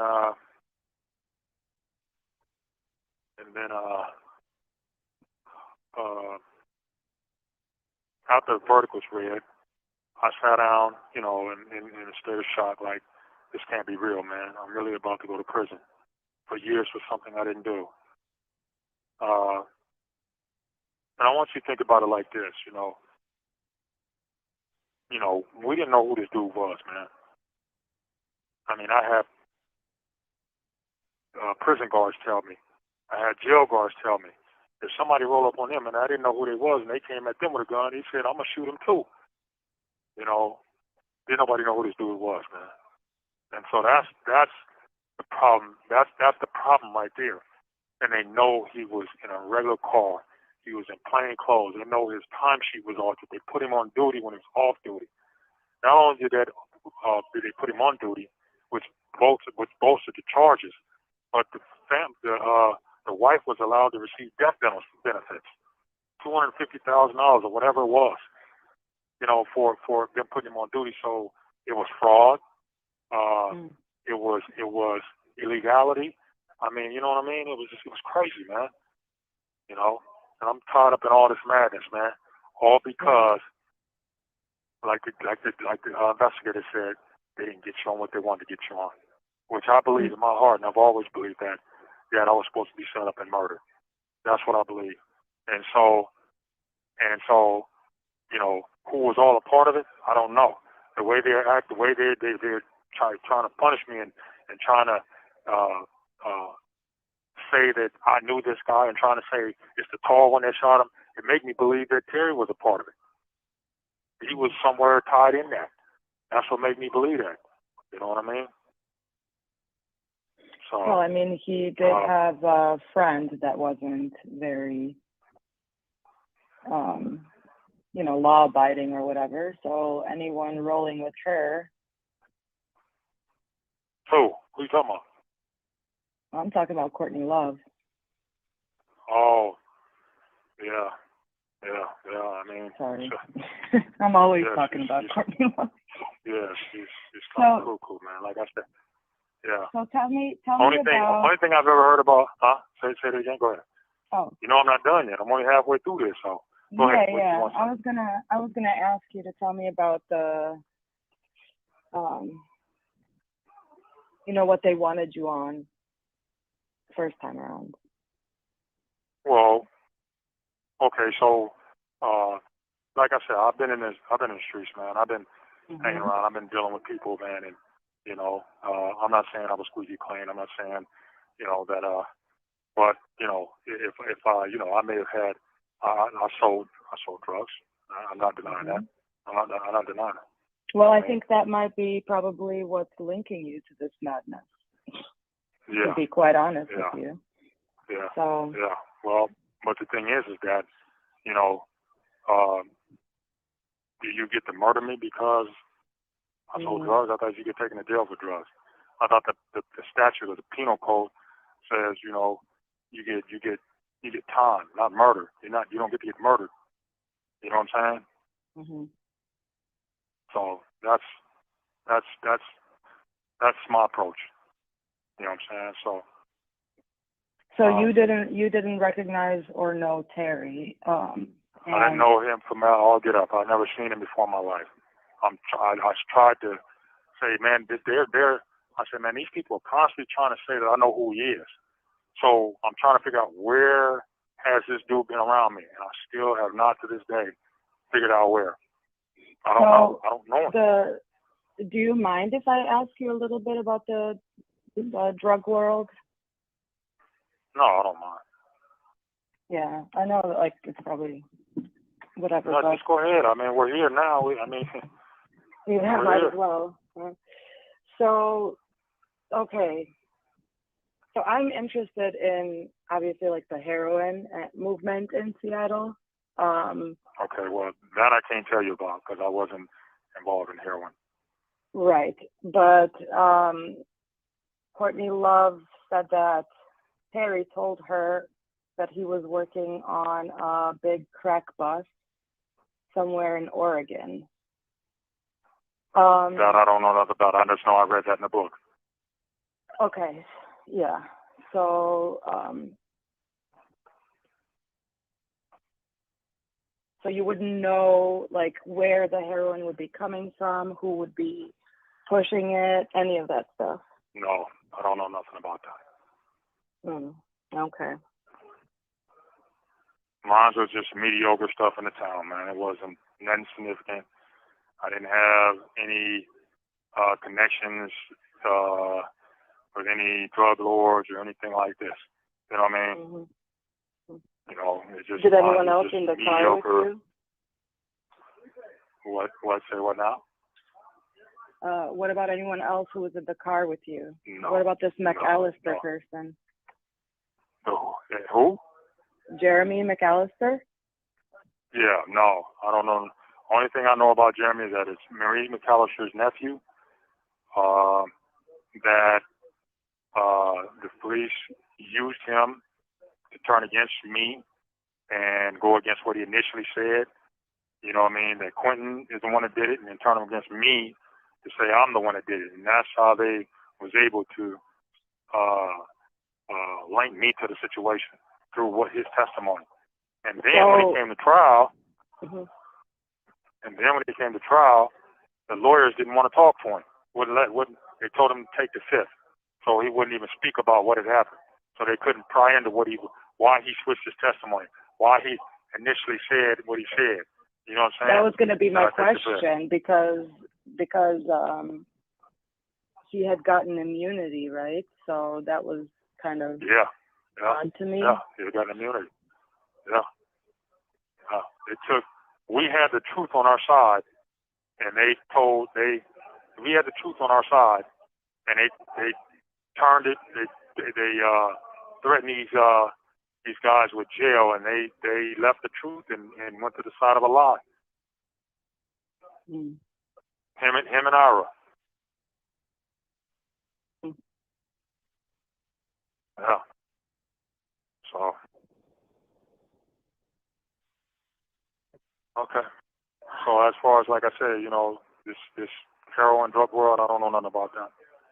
Mm-hmm. Yeah, so I don't know anything about that. But like I said, those situations was kibbles and bits, you know what I mean, compared to whatever they were looking for. I don't know what they were looking for. You know what I'm saying? So. So.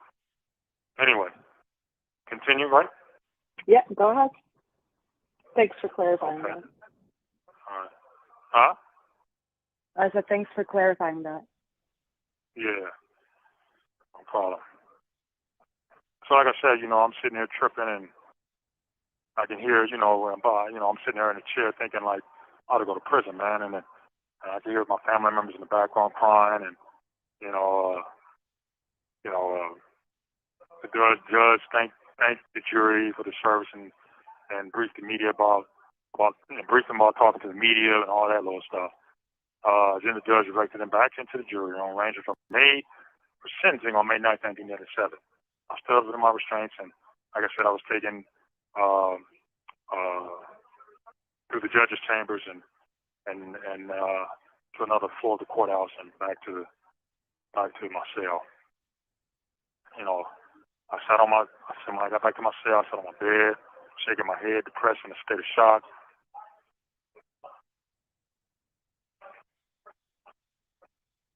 I can imagine. Yeah. Hey,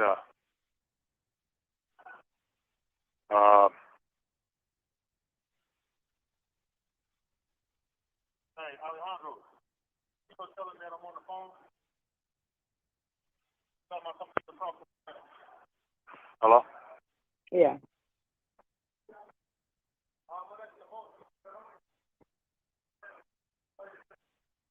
So, they just, I'm trying to finish this call with you, man. We can always come back and do a part 2 if you want. Like if this is taking up too much time and people are starting to No. I'm about to see. I gotta see if I can. I gotta go. I'm gonna go and. So let me finish. Let's try to get as much. Okay. So I'm almost through with it. Still got a few more pages to go. So like I said, I sat in my bed. I mean, on my bunk at night. I suppress my thoughts and emotions, so I wouldn't mentally collapse. Like, really, you know what I'm saying? Mm-hmm. And this has been my mode of survival the duration of my illegal imprisonment. Being able to just try to mentally, just try to stay stable, man. Like, what did you do you know what I mean? to try to stay stable? Say it again. What did you do in those initial days? What did you do? How did you process all of this? How did you occupy your time? You just try not to think about it. You just try not to think about it. You just try not to think about it. You just try not to think about it. And just go on, man. That's the mental way you you've been able to survive, man. Just trying to think about it. You know what I'm saying? That's the only way you can do it. Just don't think about it. Mhm. You know. And so, you know, I think the one highlight or one, shining light that helped me was, I had this relationship. I started this relationship with Miss Gistar, one of the ex-jurors. You know what I'm saying? And so, after my verdict, she came up. She came up for sentencing. She came up for sentencing. Yeah, she started visiting me, and I had a couple other female friends visiting me too. Eventually, I cut them off, and I just started, allowing her to come visit. And one day we were visiting, and I was talking, and I told her that, I'm going to prison now, so I know you were probably here hoping that I get acquitted, but it didn't happen that way. So, we can't, I was hoping we'd get to know each other outside of this, but, I'm about to go to prison now. So she was like, she was hoping for the same thing, but since it didn't happen that way, she thought, I thought it was the end of the road, but she made the comment, you have to get married before sentencing. I looked at her like, what? She said, you have to get married before sentencing. I said, so what are you saying? She says, what do you think I'm saying? I said, oh, wow. I said, it sounds like you're asking me to marry you. And she said, well, oh, wow. I said, I had to think about that. I said, I'm thinking to myself, this woman is beautiful. Why would she want to marry a man who's getting ready to go to prison for a long time? I'm not going to be able to meet her needs. She's not going to be able to meet mine. I'm thinking to myself that this could be a headache. She's so beautiful. This could be a serious headache, man. And I ain't trying to do this headache thing. You know what I mean? It's a headache, man. You know what I mean? I'm already stressed out, or stress is like hovering over me, waiting to collapse my brain in, my spirit. You know what I mean? So a week before, I said, finally I just said, hey, whatever, okay, well, whatever, man. I was very reluctant, but I didn't want the headaches and the stress, of dealing with this abnormal relationship. I said, well, even though I was reluctant, I gave in. And she went and got the pastor, which I believe was a woman. And my mom, grandma, my lawyer, my Gustafson was there, her two cousins was there. And, we tied the knot, She didn't tell her mother or their brother for fear of backlash, you know what I mean? Which her mom eventually found out, and all hell broke loose. But you talk about unconventional and abnormal relationship. She was, getting married to a glass partition. She was separated from me. That's so you were normal. still in county. You have 60 seconds remaining. No, I was able. You're supposed to be able to kiss your bride, hold her, walk hands with her down the aisle, and all that didn't happen. You know what I mean? Yeah. And that was mental torture. Yeah. Yeah. That was You were like torture. a special unit or whatever. Yeah, you know what I mean? That was torture, man. So, but hey, all I could do was blow her a kiss and call on the phone, and talk to her. You have 30 seconds remaining. That was it. So let me go ahead and call you right back now. And so I'm on my sentencing now. So I'll call you right back. Sounds good. All right, bye. Bye. Bye. Bye.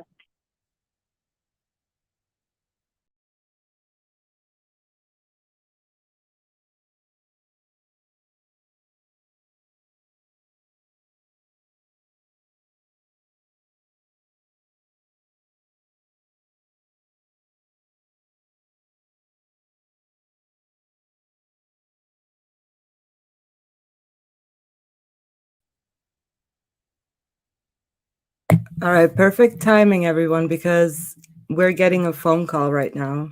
Oh, crap. It just hung up.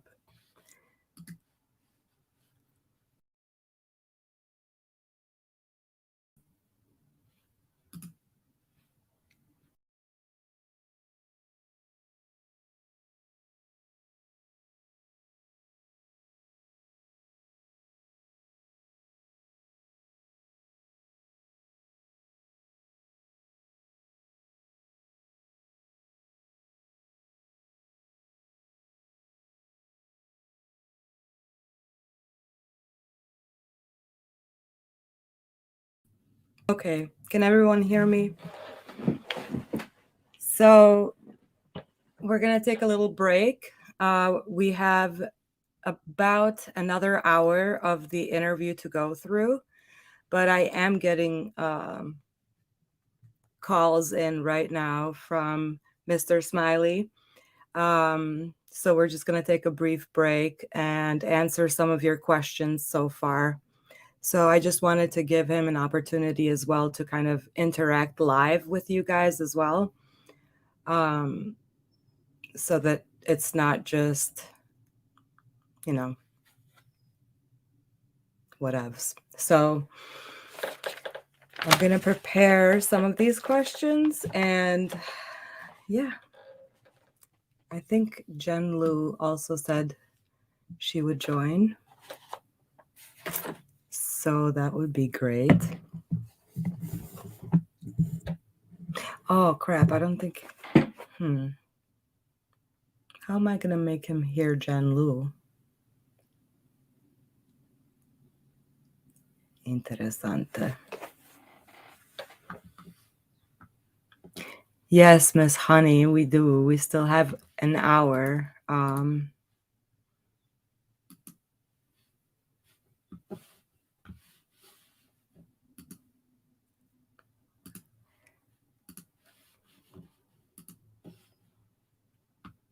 Sorry if you can hear me clicking dramatically.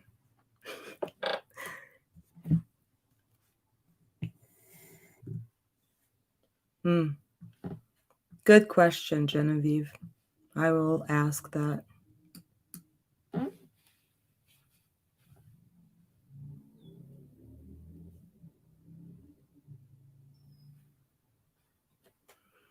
Do, do, do, do.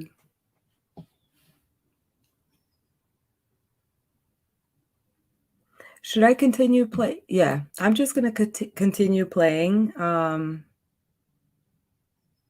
Oh, well.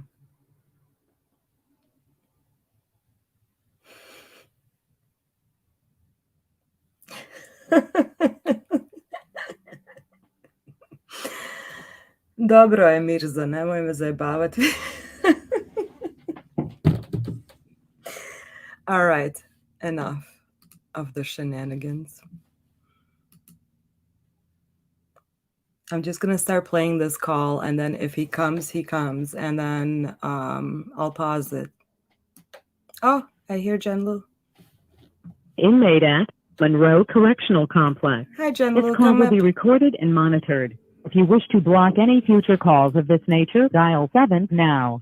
To hear the cost of this call, press 8 now. To accept this call, press 5 now. Hi. Thank you. Hello? Hi. Okay. Yeah, good. Okay, so on Friday, May 9th, which is, Friday, May 9th, 1970, that was my sentencing day. And of course, it was on my mind as to how much time I'd be sentenced to. At approximately 1 p.m., the guards came and got me, and took me to court. I didn't dress up in a suit. I went in my all security outfit. You know what I mean? They took me straight to court in my jumpsuit, my jail jumpsuit. Think about this one. This is another thing that kind of tricked me out. I said, when I came off the elevator and into the hallway of the courthouse, I noticed one of the jurors who was on my jury standing with her back to me.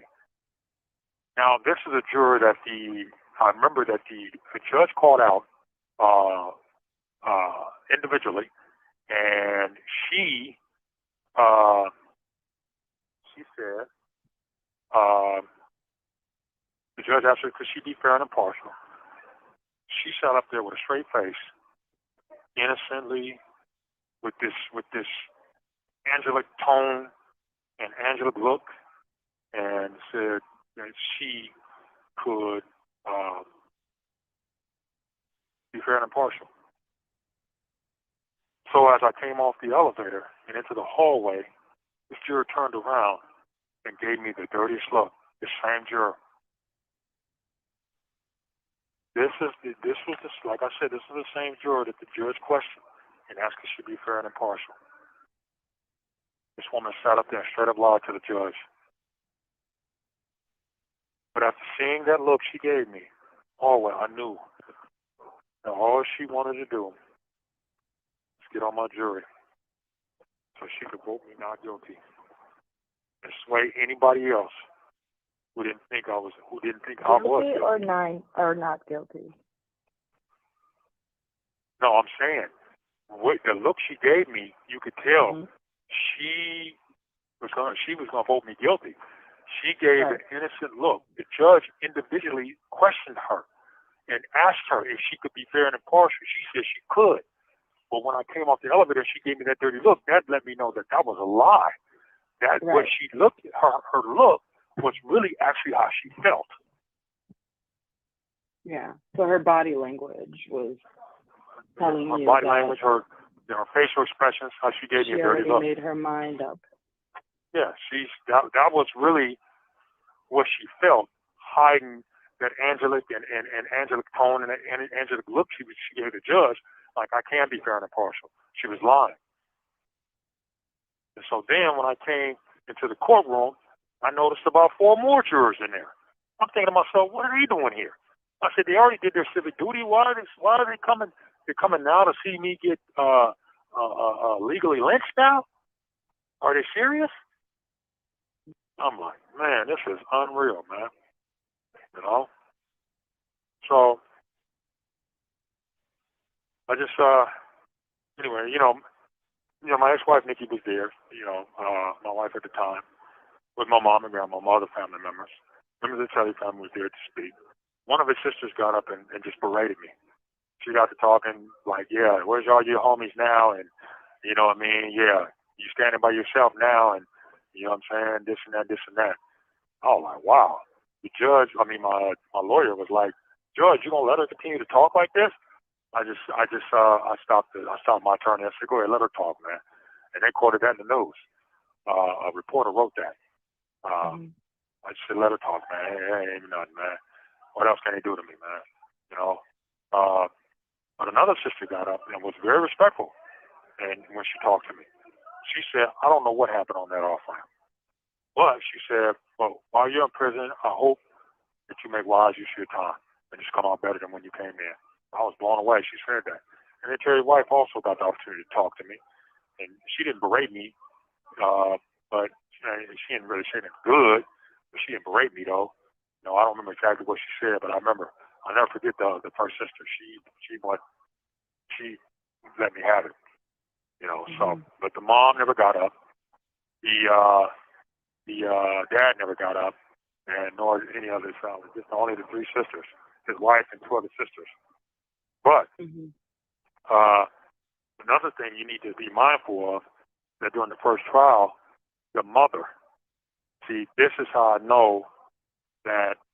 Oh, let me not say this too. My grandmother also said that the mother, Terry's mother, would talk to my grandmother. My grandmother told me this before she passed away.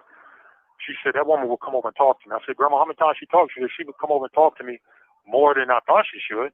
She said, if she thought you were guilty, she never would have been talking to me. My grandma, now that's a woman who was born in 1929, spitting wisdom like that. You know what I mean? Yeah. So my grandma said that. That's a further indication that I wasn't guilty. Another indication is when they read my verdict first in the first trial. It said mistrial on the first-degree aggravated murder, mistrial on the attempted murder. It was like 3 to 8 on the aggravated murder charge, 4 to 8 on the attempted murder charge, 4 to 8 on the secondary felony murder charge. She didn't say that. The mom did not say anything. When they announced Quentin's verdict, not guilty, do you know she went crazy? She went crazy in that courtroom. I mean, to the point the jurors looked at her like, what the heck?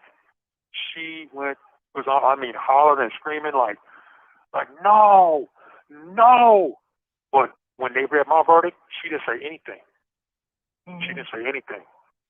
And I thought that was telling. Yeah. You know.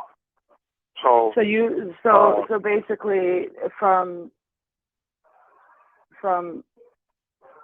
everything, what you're thinking is that even Terry's mom had some questions about. yeah, she knew I was innocent. They knew I was. Yeah. They knew I was innocent. They knew it, and you can tell by her speaking to my grandmother. Like my grandmother said, that woman thought you were guilty. She never would have been talking to me. Right. She would come up to my grandmother and say, "Hey, how you doing?" She would. My grandma said she never went up to the Clinton family and said nothing like that to them.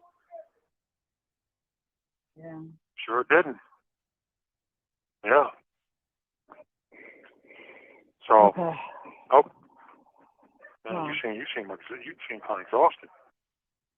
No, I'm just absorbing it all, going through it. Yeah. Yeah. So That's a lot. Yeah, it is. It is. And this was all before you even turned 30. Yeah. Yeah. Before I turned 30, yeah. I was 29, 28. 27.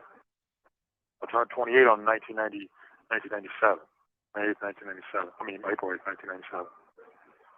So I prepared a statement for sentencing when I went to sentencing.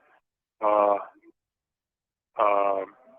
was allowed to read my statement. I basically told the judge I was innocent and didn't kill anybody, and that the prosecutors are alleging.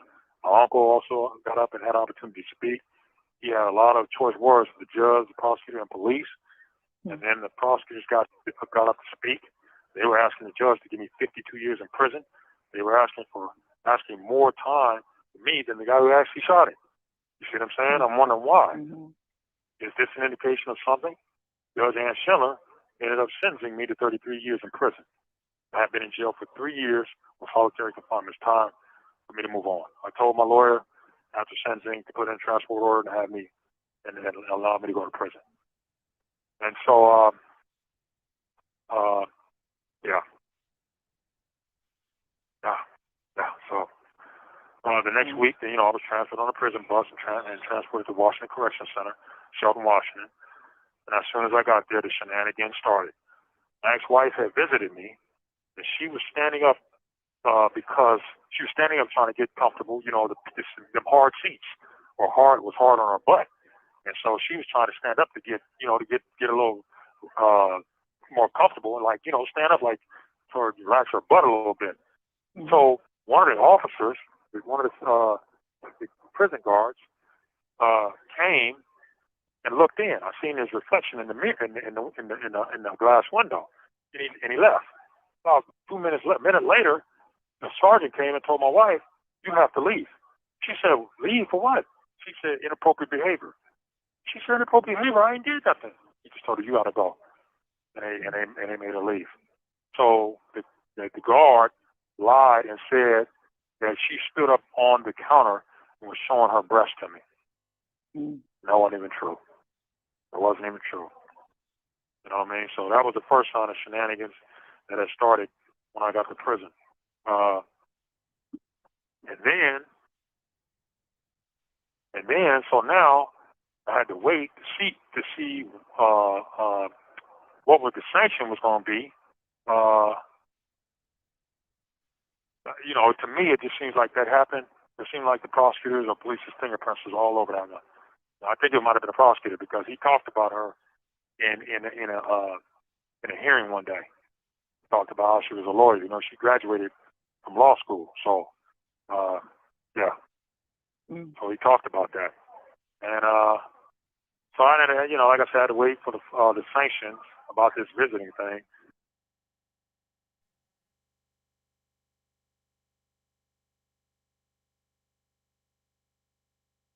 Okay, I'm muted. There we go. Can you hear me? Yes, ma'am, I can. Hi. Hi. Just real quick, summarize what's going on right now. Basically, Mr. Smiley married a potential juror who was in the jury pool, but then later was obviously not, she was dismissed. And then she wrote him a letter, and in the letter said, whatever. That's how their romance sparked. And now, after he's sentenced, and she came to visit him, and by this point, she was a lawyer. She had graduated law school and everything, and now they're trying to mess with their visits. I see. So that's where we're at kind of right now. That's a quick catch up. So yeah, let's keep listening. He's not calling back yet, so I'm gonna assume that maybe he's thinking that we're still in the middle of a call. So let's carry on. Okay. How's that? Are you hanging in there? Me? Yeah. Oh, okay. Well, I mean, I have some questions, but I kind of need to process it a little bit more because it's Right. a lot. It is. Is he appealing his sentence now, or is he just like over it? No, he's in the middle of something else. Okay. The hearing that he had recently, which we're gonna get to that part, because there was a hearing that took place last month, April 19th, and we actually attended that Oh, okay. via Zoom. So so he'll talk about that some more, but it's pretty fascinating stuff. Is he going to call back tonight, or are we just listening to the calls he's already done? He's gonna call back tonight. Okay. That I listen, my brain is not, my processing speed is delayed. Yesterday was a long day for you, girl. So Yeah. I had a lot. I was, it's a heavy Today is a day. long day for me, girl. I know. This is like the second time I'm listening. Oof. I know. So my processing speed, and I keep forgetting where he is, which would be 3 hours behind us. It's only like 6:30 where he's at. Well, Oh, is it 3 hours or from 2 hours? me. Oh, from duh. me. I was like, Mhm. okay, yeah. Yeah, for me, it's You 3 did that hours. higher order stuff, and that's not gonna Well, work. that's not going to work, and Not tonight. it's a fluke that even occurred due to my processing speed being delayed. Error. Yeah, buffering. All right, let's keep. Oh my God, Mo. 2 days later. Oh, All right, boy. here we go. Carrying on. Until then, I was transferred to the Washington State Penitentiary in Walla Walla, Washington. Initially, I was scheduled to go to Collin Bay Correctional Center in Forks, Washington, but for whatever reason, my mother institution was switched. On July 31st, 1997, I was transferred to WSP, which is Washington State Penitentiary. It was in Walla Walla over there next to Idaho and Oregon. That prison was like like ancient, man. That prison had been there since like 1850. And it was somewhat like Alcatraz. It was just a dirty old prison. And first thing I did when I got there is I tried to go find out what's going on my visit. So I went to talk to my counselor, and she already had attitude with me. You know what I mean? So I told my ex-wife about what was going on, and she wanted my wife wanted to come see me though. And I told her, I said, well, you got to know, man, they still got us under this bogus suspension. But she was willing to drive 4 hours anyway, to try to chance it to see if she could get in. But I mean, like I said, I couldn't tell her no, because when a woman wants what they want what they want. You know what I mean? So I was like, okay, well, you can try it. I said, I hate that you got to come all this way, but you can try it. Don't be mad if they deny you. You know what I mean? And so she did come, and so I allowed her to come, and then I found out later that she did come, but they didn't let her in. But I found out the scenario, what happened. So she found out she was suspended. Her suspension was on paper, but it wasn't in the computer. She said the sergeant, the visiting room sergeant, was confused by this. Like, wait a minute, how is the suspension on paper but not in the computer? And so he wanted to let her in, but didn't know what was going on, so he didn't let her in. So she ended up leaving, driving 4 more hours back to Seattle. And so I found out all this by talking to her on the phone that night. And so I finally was able to get some understanding about what was going on with my visits. As I dealt with the counselor, first of all, there was no infraction written, and with alleged inappropriate behavior that occurred, and I believe this was done. There would be this was done like this to put, it was a piece of paper in the booth. There was nothing on the computer that said such and such visits are suspended. And I believe this was done so there would be no evidence that we could challenge the lie or the illegal suspension that was imposed on our visiting. This visiting room sergeant seen nothing in the computer that was that substantiated the visit. My counselor at the time was Carla Shetler. She was instrumental in trying to get our visits, our contact visits canceled permanently. So she proposed that we go into have a 30-day trial in a non-contact visit booth. This is the same situation that occurred at Shelton at the receiving center. This is how all this happened. And she wanted to put us back in there to try it again. No. Not doing that. No, not doing that. I'm not going for that. Now, these people, they were keeping my wife from me. Not my girlfriend, but my wife. I mean, deprivation is the name of the game. Yeah. You know what I mean? So that's what they were doing to me. All it was a setup for our visits to be canceled permanently. I told my wife, told my ex-wife not to come within that period. So they gave us like a 30-day from like October to November.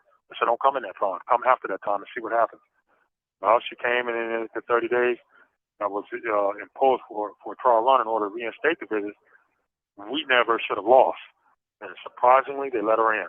So after that, after I told her to come out in 30 days, they let her in. Well, I could tell they were monitoring us very closely, looking for any little thing to suspend our visits permanently. They were looking to the point where when I say trying to notice every little thing, I had 2 T-shirts on at the visit one day. And they noticed that I had 2 T-shirts on. And they told me after visit was over with, and we, strip out and so they could search and make sure we ain't got nothing. He says, you got, I think they said it prior to my visit. He said, you got 2 T-shirts on. You can't wear 2 T-shirts in the visiting room. We'll let you have it this time, but you can't. I was like, how'd you notice that? I'm like, but they noticed it. That means they was paying attention. So, in early 1998, my attorney, Lord Gustin, contacted me to inform me that another attorney, Susan Elliott, contacted her to provide information on an informant, Carmenter. That's all we know about him, which I didn't know his real name, which Judge Schindler wouldn't make the prosecutor provide his real name. My attorney told me that he had testified in another trial. That he was paid $500 in my trial for his testimony in my trial and other trials. So the attorney, Susan Elliott, who was involved in that trial, sent the information to my attorney, and then my attorney learned the information and wrote me and told me about it. And says that she was going to motion for a new trial. So she said she was going to put in the transport order to have me come back to the jail. So that happened in September 1998, and my lawyer was confident that I'd get a new trial, even though, and even Quentin was transported back to the county jail so he could testify on their behalf. But his attorney, Howard Phillips, was dead set on Quentin not testifying for me. He didn't want him to be involved in my situation at all. His reasoning was he's got a trial, a court of appeals issue pending, and that it doesn't matter. The evidence showed he didn't say he didn't do it. Maybe he did. I don't know. I can't remember. But he didn't have to. The evidence pointed towards him.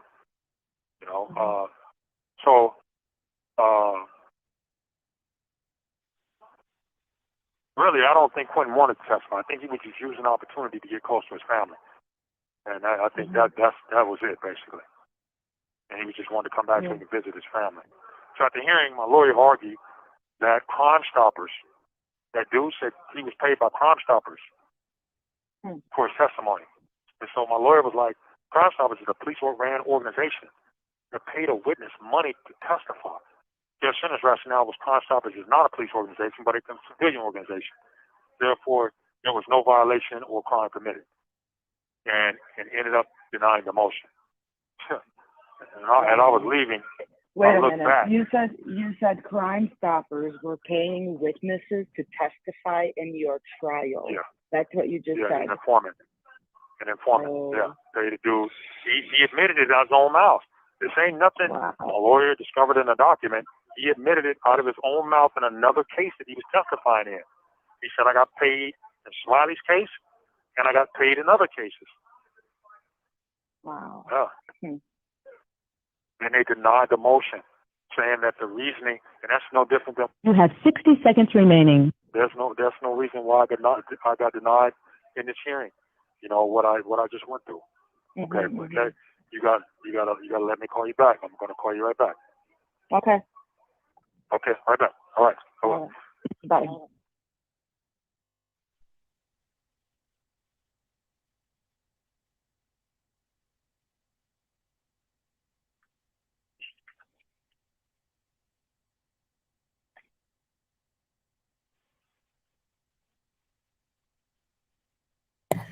Okay, just gonna take a quick break. I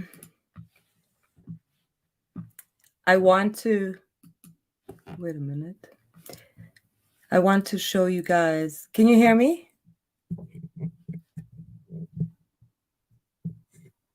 Hello? Okay. I would like to show you guys a screenshot of the response that I got from the King County Prosecutor's Office when I requested the trial exhibits for Smiley's trial.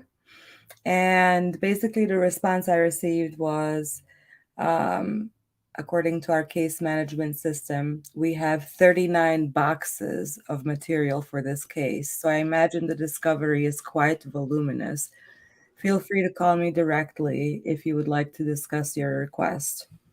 So, as you can imagine,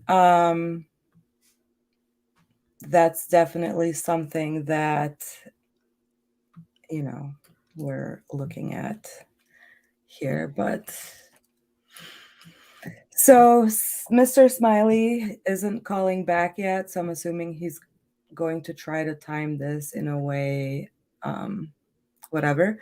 I'm not going to assume anything, actually. I'm just going to play the last call or the last two calls. And then if he calls in the meantime, we'll be back. If not, then we'll be back after.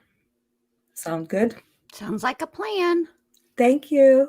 I could hear you, but I was outside, so I was on my phone, not the laptop, which is what has StreamYard. Sorry, I didn't mean to leave you hanging. I wasn't looking at chat. I figured it was you. I figured you were talking to me, and then you're all, oh, okay, well, whatever. Well, no, because no, you know what? I was paying attention to my bubble, and my bubble was like not moving. So I was like, do I trust the bubble or do I just keep talking? Were you looking at your bubble on StreamYard, or were you looking at your bubble in YouTube? I don't have YouTube open. Oh, okay. Well, then StreamYard. Usually you can trust the bubble in StreamYard. Right. But I wasn't seeing it. So I was like, wait a minute. Let me not yell. Maybe Jen is not even there. Because I'm like, hello. Answer me. The book was about to come out in full force. I'm glad that Dubuque didn't. We don't need Dubuque today. Not today, Satin. Not today, Satin. Not today. All right. So you're going to play the next phone call? Yes. Okie dokie. And go. If you wish to block any Sound like future me. nature, Use dial the 7 black now. beach. Thank you. Not Mr. What happened? Smiley. I don't know. That was just you just dropped off. Oh, That was an what did I leave off at? Well, you said, are you recording this? Nikki?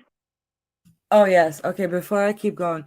So there was so we had a phone call where he was telling that was just before that, where the call had just cut off with no warning, and there was like a long gap of silence. So now we're getting back and it's like, what happened? We're trying to figure out why the call dropped. Started working at Seattle Fire Department, and then it just So boom, basically, went Nikki, dead. his wife, started working at Seattle Oh, Fire. wow. Okay. Yeah. So that's where you left off. Okay. Well, Nikki started working with the Seattle Fire Department. That's where I left off. Fire Department. Yep, that's where you left off. Oh, okay. You're able to read it? Read it? Yeah, I mean, okay. You're just telling me where I left off at? Yes, yes. Okay. So anyway, I had to go back to that. She started working at the fire department in the spring of 1999, right? Mhm. Okay. And remember I told you she went on a tour of the Seattle 911 Command Center? Mhm. Okay. Then she said that she wouldn't, she told me earlier, she talked to me on the phone, I think the day before, she said, I'll find out whether a tape, there's a 911 tape that existed. So she would ask. And so she asked, and found out from the supervisor, and the supervisor said, and I quote, I remember that call coming in, but the police came and got the tape the next day. Mm. So, yeah, the police came and got the tape the next day. Never turned it in. Never turned it in.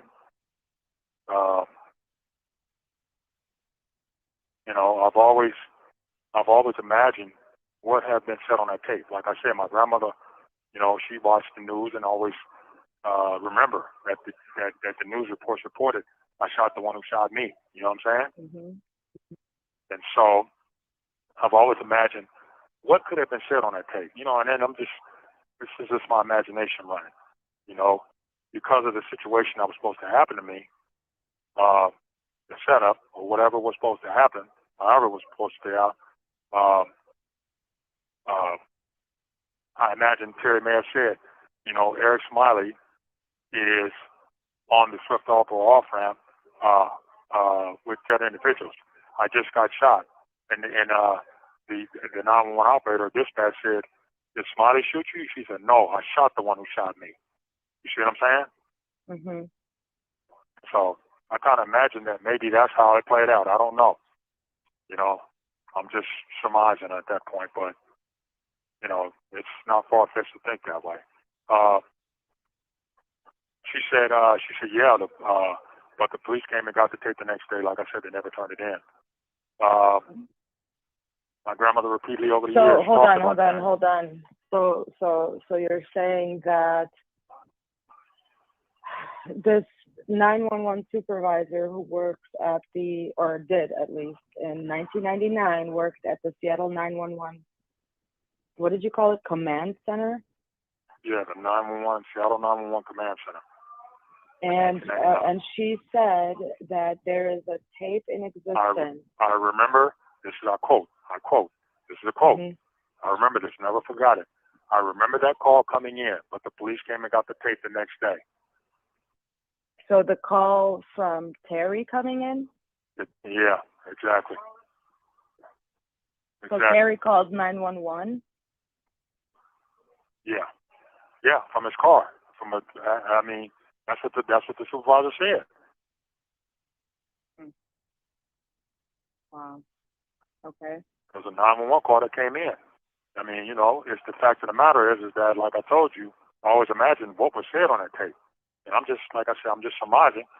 We know for a fact, I believe, with all my heart, that he said on that tape, I shot the one who shot me. So, if we go by what Wendy said and her cousin said, that he died as soon as he he came up, at the parking lot entrance, and this Buzzy Cassidy dude lied. You know what I'm saying? This Dr. Gentilello lied. You know what I mean? The prosecutors lied. You know what I mean? Mm-hmm. So, you know, that's exculpatory evidence. You know, if you had brought that forward, you couldn't even have charged me, man. You had to let me go. Mm-hmm. You know? Now, So. Okay. Okay. Now, you know, I reached out to, I did a FOIA request asking for that 911 tape and any other documents. Basically, I was told that they don't have anything that they can digitize these days, that they don't have any tapes saved, that the only thing that they would have is a call log. And for the call log, that they would need like the caller's name. So I didn't, I didn't ask them to, I didn't write back because obviously I didn't want to ruffle any feathers. But I do intend to. And then I've also sent in a FOIA request for the Seattle 911 Command Center, but I do need a name for the supervisor. Oh, you probably got to publicly disclose that, because I don't know who that person was. You got to find out at the time who was working at that time. Right. So that's gonna take. So we'll get to working on that next, now that it's all out there. Yeah. Okay. So you want to finish? I got a few more left. Yeah, go for it. Okay. So,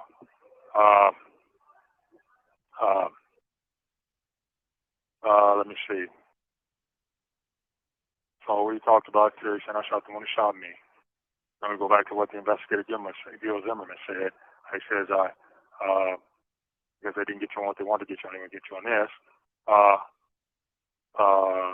Also, remember what this City Hall Police Department sergeant, who was friends with my grandfather, about what Regina McAllister was going to help them do to me.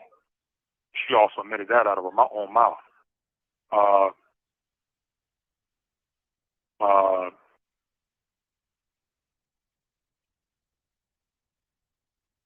So we also know about that. Okay, so in 2000, my ex-wife, contacted Dateline in an attempt to shed light on my questionable suspicious things that was going on with my case. She not only contacted Dateline, but also contacted 60 Minutes, 20, 48 hours.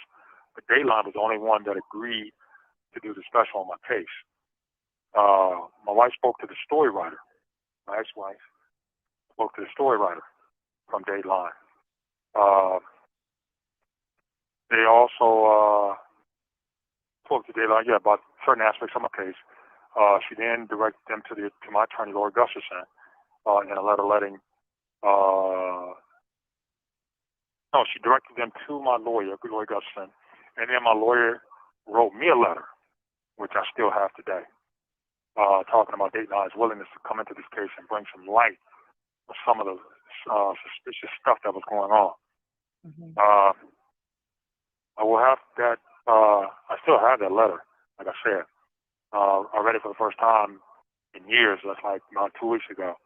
My attorney was happy that the story writer was going to reach out. Well, she was happy they were coming in, and she said in her letter the story writer was going to reach out to other attorneys in the area and speak with them about the case. But here's where things get shifty. I can't tell you in words how she said how high my hopes. My hopes were up. I can't tell you how high my hopes were up.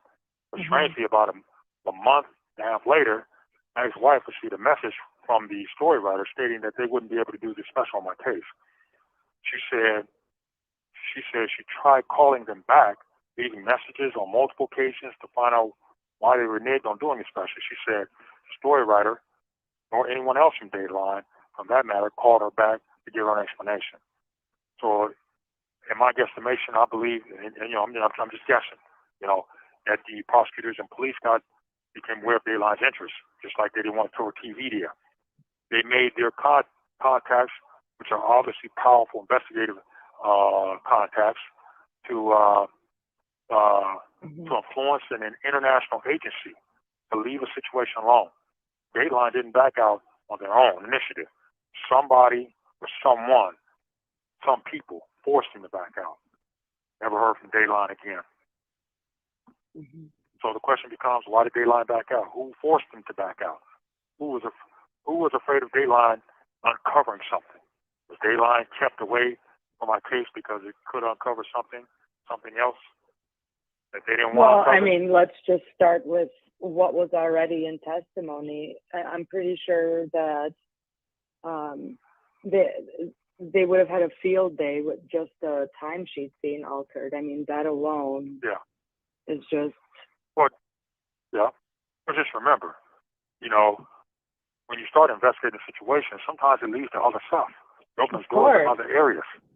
You know what I'm saying? Not only are they going to investigate the timesheet, they're going to investigate the person, period. What was he doing? You know what I'm saying? Who was he involved with? You know what I'm saying? What's his employment record like? You know what I'm saying? All kind of stuff. You know what I mean? Well, it was around that time. It was around that time too. It was like 1999 or 2000 when Don Cameron was basically forced into retirement because they were going to fire him because he tampered with evidence on a murder scene. So it's not like what you're saying is far-fetched or just the ramblings of yet another prisoner who's just saying he's not guilty. Like, no, this is legitimate. Like, these people are dirty and we see it. Like, there's some of the documents were never meant to be released. They thought that they would be able to, keep them under wraps forever. But so it's all on display, and it's it's crazy. I'm almost done too. Go for it. You ready? Okay. So in August of 2001, I was transferred to the close custody part of Washington State Penitentiary to the median part of the facility, of WSP. At the time, I was struggling with deep depression, man. I'm telling you, I was going through it. It was really hard for me to mentally engage. I mean, on a social level. In a state of polarizing psychological trauma that I'm experiencing in prison, when I know they know that I shouldn't be here. I remember returning from recreation and heading back to my unit when a guy named D, that's all I remember about him, came out of his unit to tell me that he checked out a book from the law library and it was talking about my case. I kind of squinted my eyes and was like, gave him a suspicious look like, what are you talking about? He then told me to come out at the next recreation movement and he'll give it to me and show me the pages where he's talking about my case.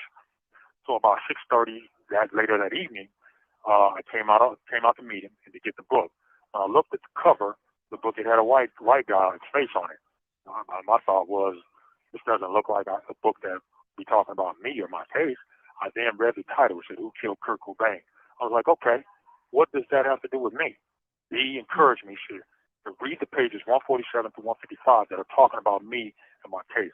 I half-heartedly took the book and went back to my cell and read the pages he told me to. I put the book down because what I read wasn't something that caught my interest. It basically talked about the alter timesheet and what happened on off-ramp those early morning hours. Really didn't mention nothing. So, like I said, I was going through it, so it was just mentally hard for me to get engaged, man. I was really going through it, like I said, at the time in my life, and trying to concentrate, discern, and decipher wasn't what I was in mental shape to do at that moment. So I kind of put the book to the side and then just let it sit for a minute. You listening to me? Mm-hmm. Okay. One day I was sitting on my bunk, and the book was sitting on the table, and I was just looking at it, and I continued to stare at it. And then I felt this little voice spoke. I felt this little voice I heard a little voice. I felt it. It said, "You better read the book. You better read the book. You better read the book." So I was like, So I picked it up and I started reading. And I started reading. It was talking about Kurt Cobain's life. I really didn't know nothing about this guy or never heard anything about him except when I was on the street, it was all of the news that he committed suicide. But other than that, I didn't know anything about Kurt Cobain or his music.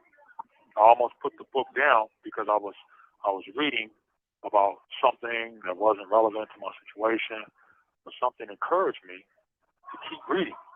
And I said, okay. I said, I'm glad I did because the book started mentioning names that was involved in my trial. And one was the dude, Don Cameron. Mentioned him. I believe he testified one time. I believe he interviewed me at the homicide office up there. He did. So I believe he did. I believe he was either he sat in on the interview or he interviewed me. He may have posed a couple questions or whatever, but that's what I remember. The only reason I know is because it says it in the court documents that I read that he did interview you with Ramirez once. Okay, then there it is. Okay, but I say Martinez, Ramirez, that's the dude then. Yeah. Detective Ramirez is the one that tricked me into signing away my rights. That's the one. I thought it was Martinez. Ramirez, you're right. Okay. So, like I said, names like Don Cameron, who was the lead investigator over my case, and there were other names that were mentioned that I kind of remember that were involved in my case, but that Tom Bell stuck out because I believe he may have interviewed me or was part of the interview, but I wasn't. But what I am positive about is that he testified in my case. Now, I remember that for it. He did come and testify. As I continued to read the book, started getting into some very interesting statements and scenarios. And it was talking about questionable things that the Seattle Police Department was doing or didn't do surrounding Kurt Cobain's death. This is what made me realize that the connection between my case, the Kurt Cobain case, and Antonio Terry. During my trial, there was a lot of suspicious stuff going on. Police officers didn't want to testify. Evidence being tampered with or hidden. Judge Schindler making rulings that are against the law, setting up secret surgeries for Quentin. During the trial, I noticed all this, and the only thing that I could, during the trial I noticed all this, but the only thing I could conclude was that these people are hiding something, but I didn't know what it was. But I read the book, Kurt Cobain, and it seemed like darkness left my mind and light permeated it, which made me say, this is what they're hiding. As I concluded reading the book, I was even more convinced that Terry had been involved in what happened to Kurt Cobain. That's just me. Then I read the book Love and Death, the follow-up book, Who Killed Kurt Cobain. I became even more convinced that there was some connection, man, between Terry and what happened with Kurt Cobain. I became more convinced. You know what I mean? And I said in December of 2007, Quentin Evers' attorneys or whoever they were came to visit me. Because now check this out. Because Quentin had got his second-degree murder conviction overturned by the state Supreme Court, that the statute was unconstitutional. So the state had to retry Quentin on different charges than that of second-degree murder. Initially, I wasn't going to testify for Irvin. Why should I help him when he didn't want to help me? But after careful thinking, I said to myself, well, maybe I'll testify. Maybe I can open up something for me. That's the only reason why I agreed to testify for him. So then, at the time, Quentin's lawyers, again, whoever they were, you have 60 seconds remaining. They came to me when I was being housed at McNeil Island Correction Center in Stillington, Washington, right outside of Tacoma. So let me give you a call back. Okay. And I'll continue to finish this. I'll call you right back. All right.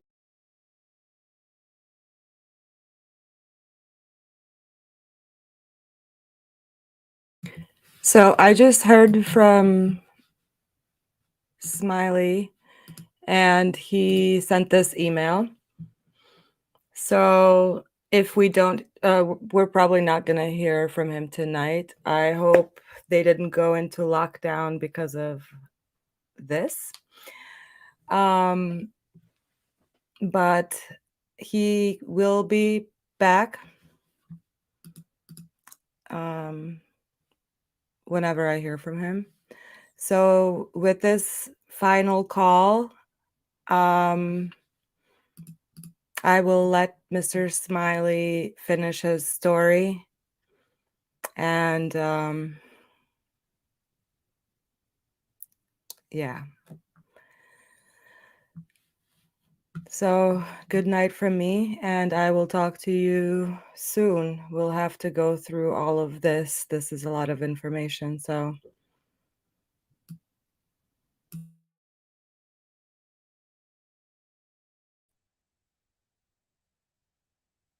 Eric Smiley. An inmate at Monroe Correctional Complex. This call will be recorded and monitored. If you wish to block any future calls of this nature, dial 7 now. To hear the cost of this call, thank you. All right. So when his lawyers came to see me, right, or whoever they were, I don't know who they were. They said they were his lawyers. I don't know. It could have been a representative from the prosecutor's office. It could have been a representative from the police department. I don't know. So they asked me, do I remember what happened? I said, I absolutely do. Basically reiterated the same thing I had been saying from the beginning. I knew something was up. One of the so-called attorneys asked me this question.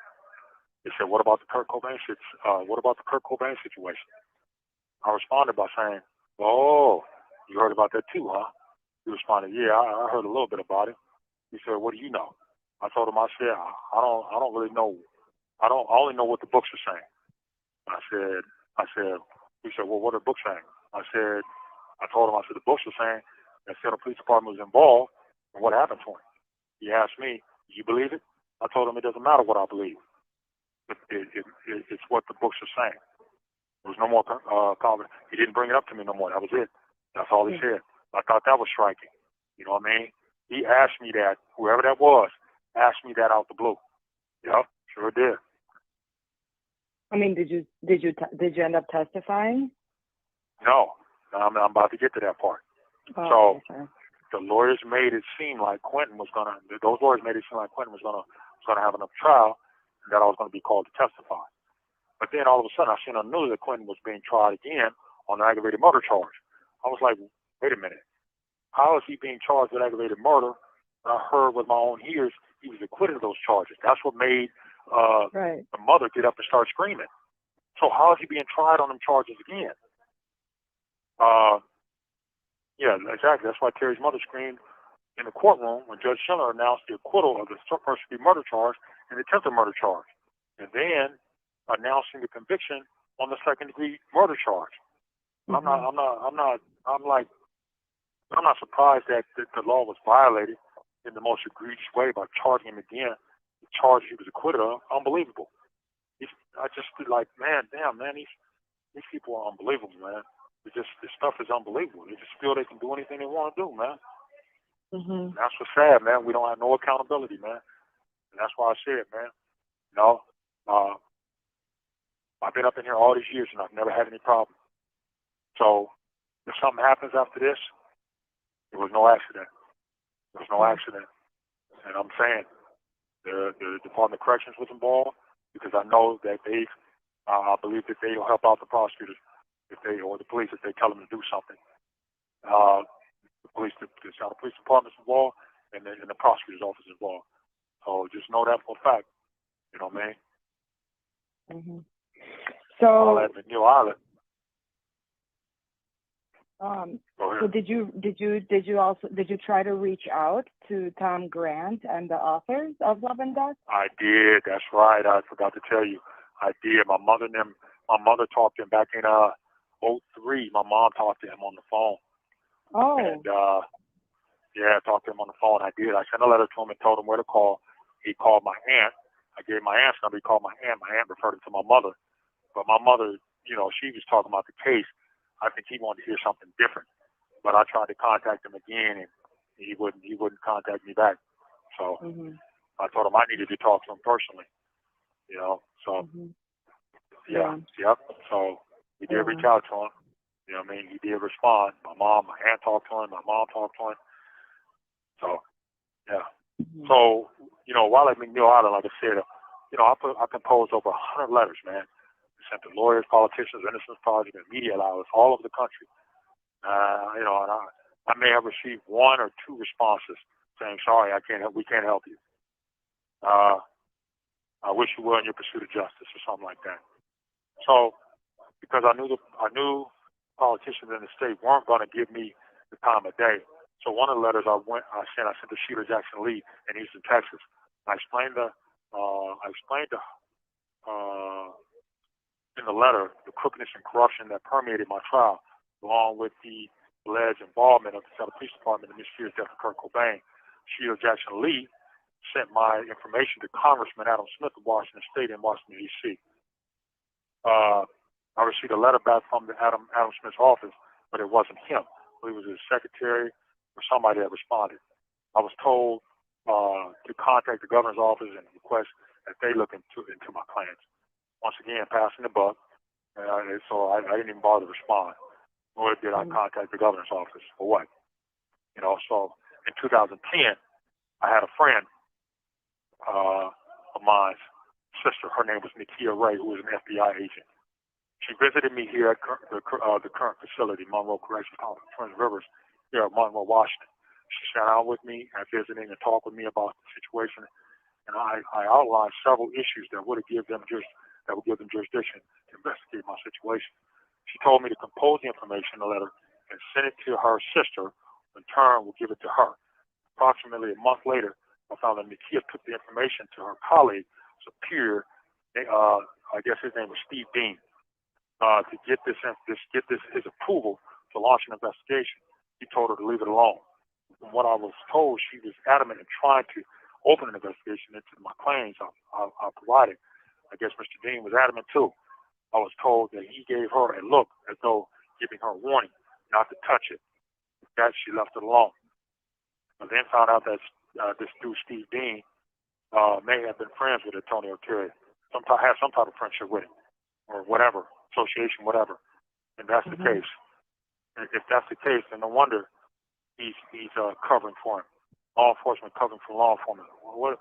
Where's any hope in that, man? You know what I'm saying? Approximately in 2015, I received a letter from the University of Washington's Innocence Project. In the letter, it stated that she was going through, the lady was going through her files and seen my information and had been sent to her from the Innocence Project, Texas. This woman, I don't remember her name, told me that she'd look into my situation. She said that she could contact the Seattle Police Department and request certain files and information that would help her in the process. She said she needed me to sign a form, like a waiver form, authorizing her to look into my situation. You know, the authorization form was with the letter. I signed it and sent it back to her. Approximately a month later, I received a letter from her, which I'm paraphrasing the words she basically said in the letter. You were involved. There's nothing we can do to help you. Therefore, there's no need for you to contact us anymore. I was somewhat bewildered. I'm thinking, how can you draw this conclusion? You haven't even talked to me. And after careful thinking, I was surprised. I wasn't surprised that this happened. Think about it. She was willing to help me in her initial letter, but after contacting the Seattle Police Department, her whole tune changed. Somebody told her to leave it alone, just like they did Dayline, and just like the FBI agent, Nakia Ray, was told to do so. Yeah. I have this letter from that lady in my personal documents at a family member's house, which can be confirmed. In April of 2021, I learned that I had a facing invalid judgment sentence. That means that there's something in your sentence, in my sentencing documents, that is considered legal or against the law, therefore should not be there. In my judgment sentence, the prosecutor used a drug charge that I was acquitted of as part of my criminal history, and the judge imposed a sentence on me based on that acquitted offense. If anybody understands the law, they know that that's double jeopardy, and it's a violation of due process, because when you use an offense as criminal history, you got to prove that this is really a prior conviction, which they didn't do and they couldn't do because it was acquittal. You cannot take offense that a person was acquitted of and use it again against them. To calculate their sentence? Huh? To calculate the sentence? To calculate their sentence. You cannot use it. So you're saying that a charge that you were acquitted of was used to calculate your sentence. Yep, exactly. And so I'm sitting here. Yeah. So I'm sitting on here on a legal sentence. So, so obviously the murder charge would have been the heaviest in terms of the sentence structure. So how much would you have gotten shaved off of the sentence? Okay, well, let's go through it. The murder charge really has nothing to do. It's just what I'm in here for. But as the prior to conviction is what they use to compute your sentence. Not the murder. The murder charge is part of it because for the murder charge, you get an automatic. It has its own time, but the two prior convictions is what take your sentence up higher. So the charge itself has its own standard range time, but the two convictions is what take your sentence up higher. Gotcha. I understand. All right. Okay. So I started to pursue trying to obtain counsel to assist me in getting the judgment sentence corrected. I came across this attorney named Noah Whale. I told him that what was going on and how my judgment sentence was patient invalid. He agreed to represent me. He contacted the prosecutor, who I don't know. I don't know who it was that he contacted at the time. He said he had set up a sentencing hearing, which was supposed to take place. But him and I disagreed on the approach. For whatever reason, he thought that I could only get 14 months back once my judgment sentence is corrected. I told him that's true. That's not true. But it opens the door to other legal avenues that could be beneficial to me as well.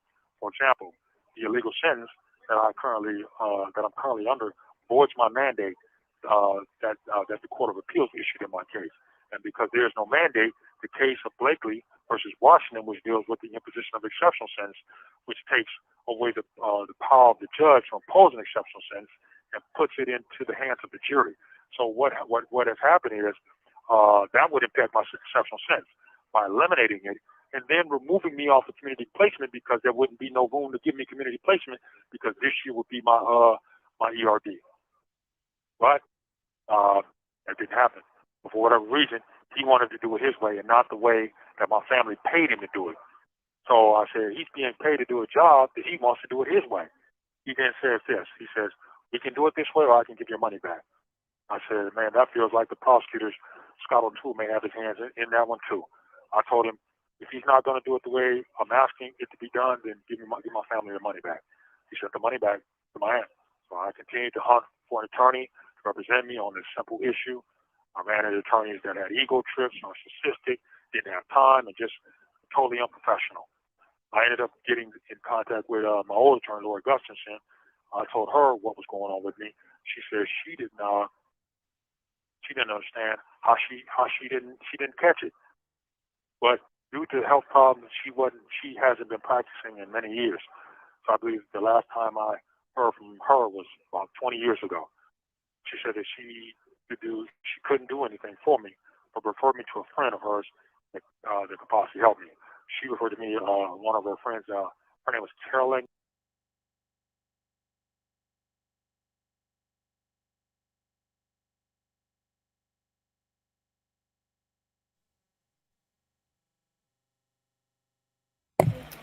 All right, I'm getting a call. Let me know if you can hear it. If you wish to block any future calls of this nature, dial back now. To hear the cost of this call, press 8 now. To accept it, thank you. Hi, Tosh. Hi, Eric. You're live. You're funny. I'm alive and you're funny. Yeah, well, you're alive and you're also live. We just got through our last phone call and we're just at the end of it. We have maybe 5 minutes left. So I got a list of questions already from people. but I think this has been a lot of information, so I think we should put a pin on our Q&A for maybe another time. What do you think? Or would you prefer to do it That's tonight? fine.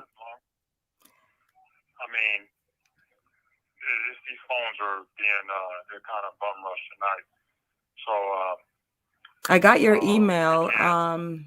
I'm glad that you're okay. Yeah, I don't know what happened. They got their embezzlement scheme going on again. So, Mm. Yeah, so other than that, I'm okay. okay. Yeah. So I'm reading chat. Sorry, see, this is what I was thinking about. So yeah, that we're listening to the last part of it, and one of the questions that I'll just tell you up front is our longtime listener, Allie79, asked if she said, "This is such a mom question, but I have to ask, do you get contact with family? Do you get visits and calls and letters and all of that?" I mean, yeah, I do. No, I do. So you have a support system. Yeah, yeah, I do. But can I speak from a real standpoint? Go for it. Okay, well, I appreciate the inquiry into my support system and all that. That's fine. I appreciate it. But what I want right now is to have my name clear.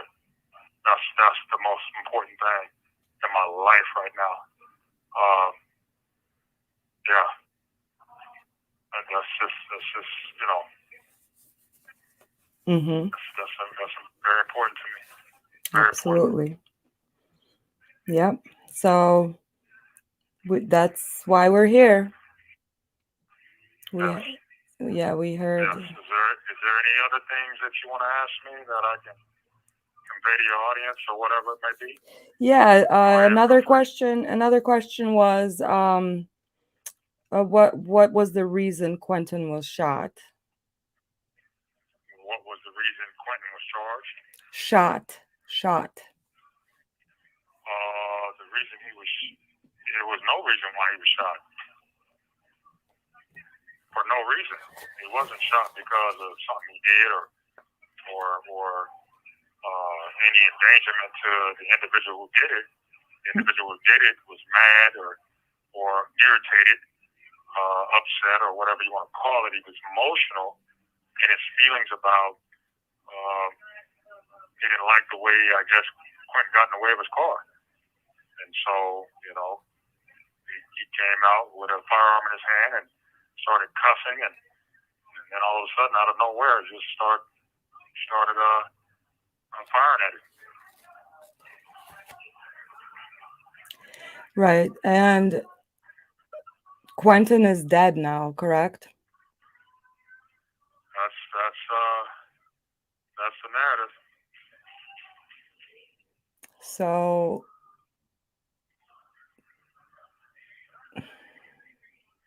I mean, based on everything that you told us so far, we can only assume. Assume,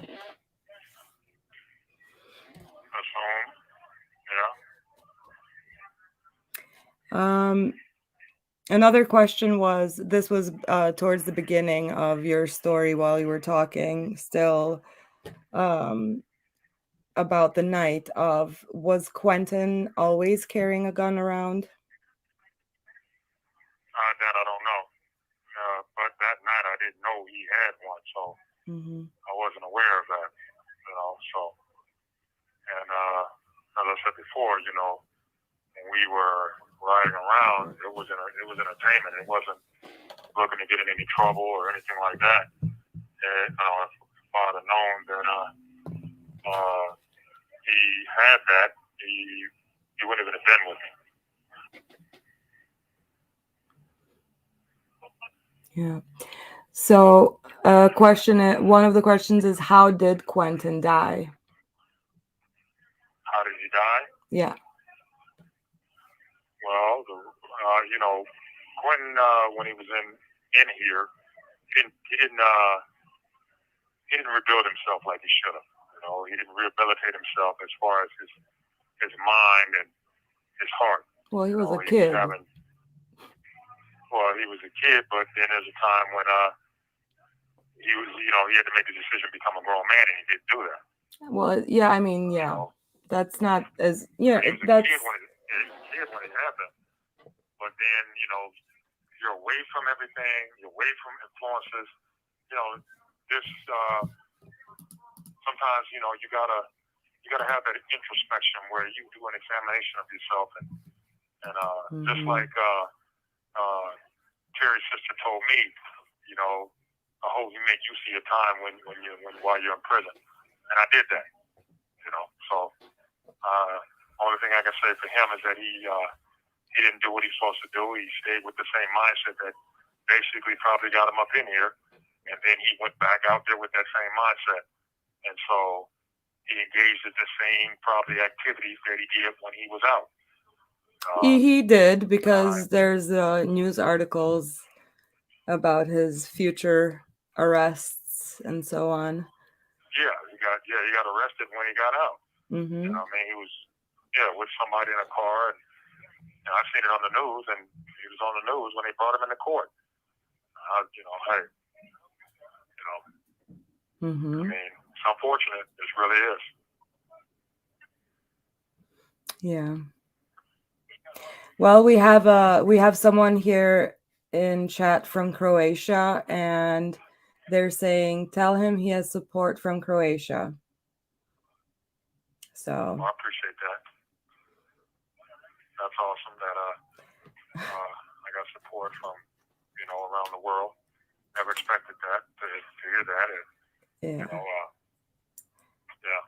And then another viewer says, wow, Courtney Love is the Clinton for music. So many bodies. Yeah, she's a hot mess, as we so-called would call her. Yeah, I don't know nothing about her. I've never met her. I've heard stories about her. I know people that have been in prison that have been around her, but I've never been around her. Mm-hmm. And they told me stories of them coming to Capitol Hill and crossing paths with her, and drug houses and stuff. So, like I said, I never met her. I'm glad I haven't. So. Yeah. Also, our very own Shmita, who's the manager of the ward here, she's from Canada, eh? So she's adding Canada to the list of the world. Genevieve has a question. She says, why do you think Terry didn't identify himself? Had Quentin seen Terry before? No, I don't think so. I really can't say that. I don't know. Yeah, for Quentin. But as I said before, if we wish that, at least I do. I've had to pay the price because of what happened. That had really nothing to do with me. You know what I mean? I got caught up in two other dudes' individual, machoism or their misunderstanding, and I got sucked right into it. Mm-hmm. So. Yeah. And do you think, why do you think Terry didn't identify himself? Well, obviously, if he got out and shot Quentin for no reason, obviously you're not going to say who you are if you have bad intentions. That's the only way I can look at it. Yeah. Jen Lou, you're welcome to come up, please, girl. Sorry, go ahead. Yeah, that's my thought process. If you're coming there with genuine motives, if you don't want no problems, if you're trying to say, okay, man, you need some help, or that stuff is not gonna escalate like that. Mm-hmm. But if you have bad intentions, or if you're not gonna say, hey, I'm a police officer, and then go ahead and shoot somebody. You know what I mean? Mm-hmm. That's how I look at it. Yeah. There are also messages of prayers of strength and protection for you from people in chat. Yeah, I made it. I don't know. Yeah, as I said before, man. I've been in here innocently 28 years, man, and I've always wished that this never had happened. But I got sucked into two other dudes, mess. You know what I mean? Like I say, if something happens to me, man, and there was no accident, and I've already said, BOC's involved, Seattle Police Department's involved, and the prosecutor's office involved. So that's my stance on it. Mm. Yeah, well, we hope that whoever needs to hear your story hears it tonight, and that that you get some justice, really, because this is really messed up. It is messed up, you know what I mean? Like I say, the situation, the door was open through a female named Regina McAllister. And and she admitted it out of her mouth that, she was going to, help set me up, you know what I mean? So, yeah, I just, like I say, man, I wish it never happened. I never gloated over what happened to Terry. I've never, wanted a pat on the back, you know what I mean? All I wanted to do that night was go home. That's all I was trying to do, man. And, this unfortunate situation. Like you guys left the scene. If you were trying to leave, you didn't have to come back. That's kind of like what I'm thinking. Like, why would you come back if you already left? Exactly. If we did this on purpose, and we attacked this dude, and we knew who this dude was, why would I come back? Yeah. You know what I mean? I'd leave the scene, and if I knew who this dude was, I'd leave the scene and wouldn't go into hiding or something. You know what I mean? But I came back because nobody knew who he was. He never said who he was. You know what I mean? Never offered us help. But another thing I want to also put in there, the girl Fusi Johnson. So when I was at home, when I was on the street, I've watched the news before, and the news, I would see the news, and they would show the traffic cameras on the freeways and things like that. I had Fusi go down to the off-ramp and look around and see if there was a video camera, some type of camera posted on a post. And she said that there was. There was a video camera facing the off-ramp of Swift Arbor off-ramp. She told me that. So that's one thing she did that I believe she told the truth about. That's the one that I checked up on, and it wouldn't have been possible is the answer that I got. But then again, who knows with these people. Before we keep going, I have my other half, my M&M to the Dr. Dre. I am the Dr. Dre. You're the M&M. I'm older than you, remember? I don't know. Can you hear her, Eric? I can. Okay, perfect. So we're doing this thing. Look at us. You're communicating with, I'm in Chicago. We got our Jen Lou. She's in Florida. And Mr. Smiley right now is in the state of Washington. Wow. So, and we got people all over the world. So Jen, do you have any questions for Mr. Smiley? I do.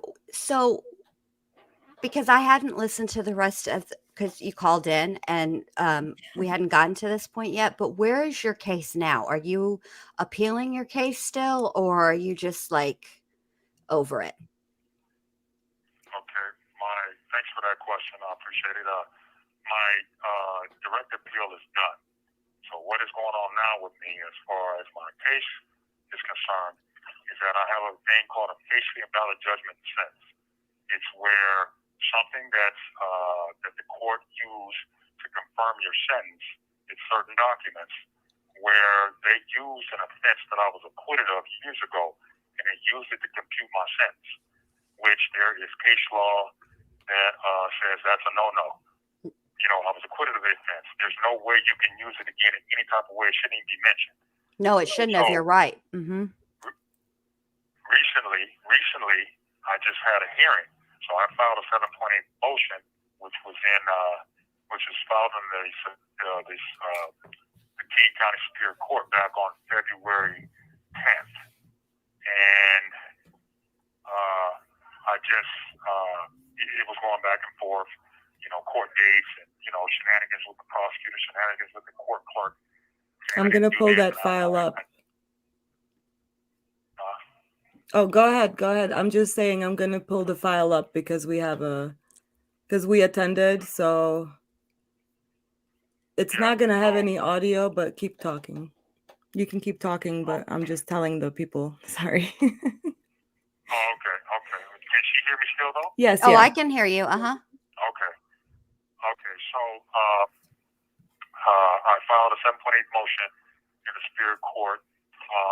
It was a couple of delays after the shenanigans, and so on May 20th, I went to a virtual hearing, and the judge ruled that my judgment sentence is not facially invalid. Well, it is. You cannot take an offense I was acquitted of years ago. It's basically double jeopardy. And not only that, is that if you use a prior conviction to incorporate it into my judgment sentence, you have to prove that it is a prior conviction.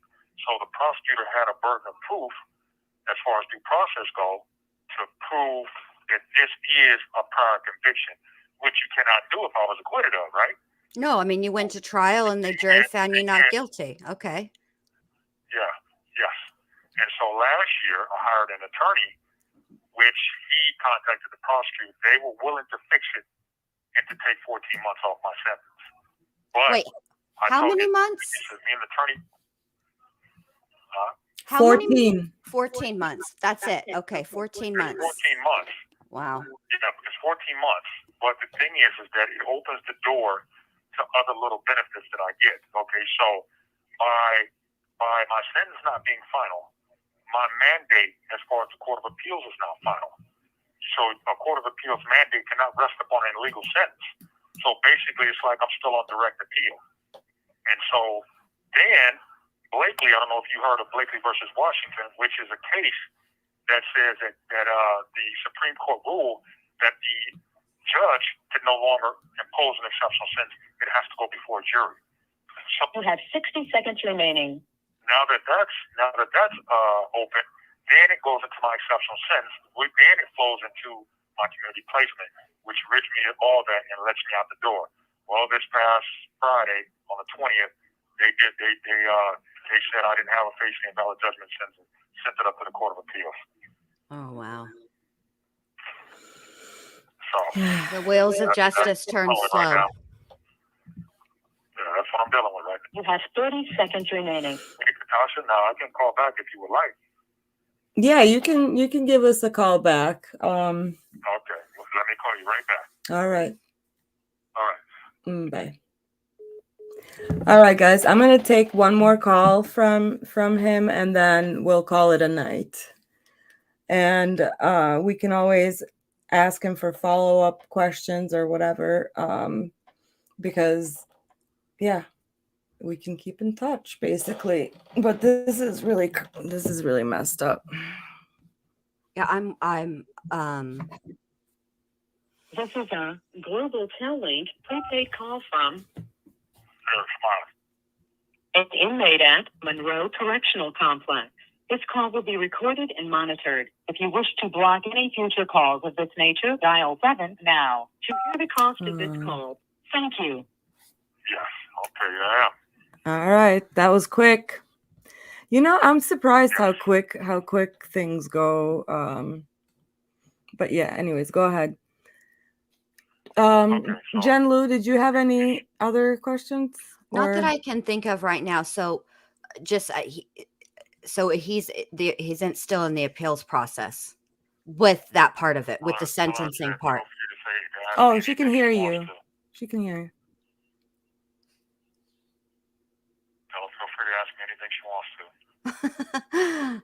Let me think about it, because I'm still sort of processing all of the information, but I'm Yeah. very, very curious about this situation with the sentencing. So I want to look into that a little bit more just for myself, and then I'll be able to have questions. Yeah. I So believe you. I just find it fascinating how it happens just how it so happened. blatantly Hmm.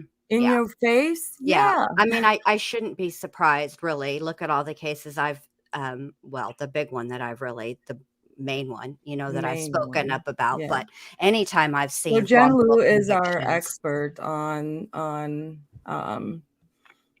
well, actually, the West Memphis 3 case. I don't know, Mr. Smiley, if you're familiar, but that was actually another case that was kind of crazy, like yours, where 3 guys, they're actually teenagers, right, Jen? they were teenagers. Yeah. Put 18, on death row 17, for and murder. 16. Yeah. Yeah. And they ended up taking the Alford plea. They did. But yeah, it's a After mess. 25 years. It's a mess. It's a mess.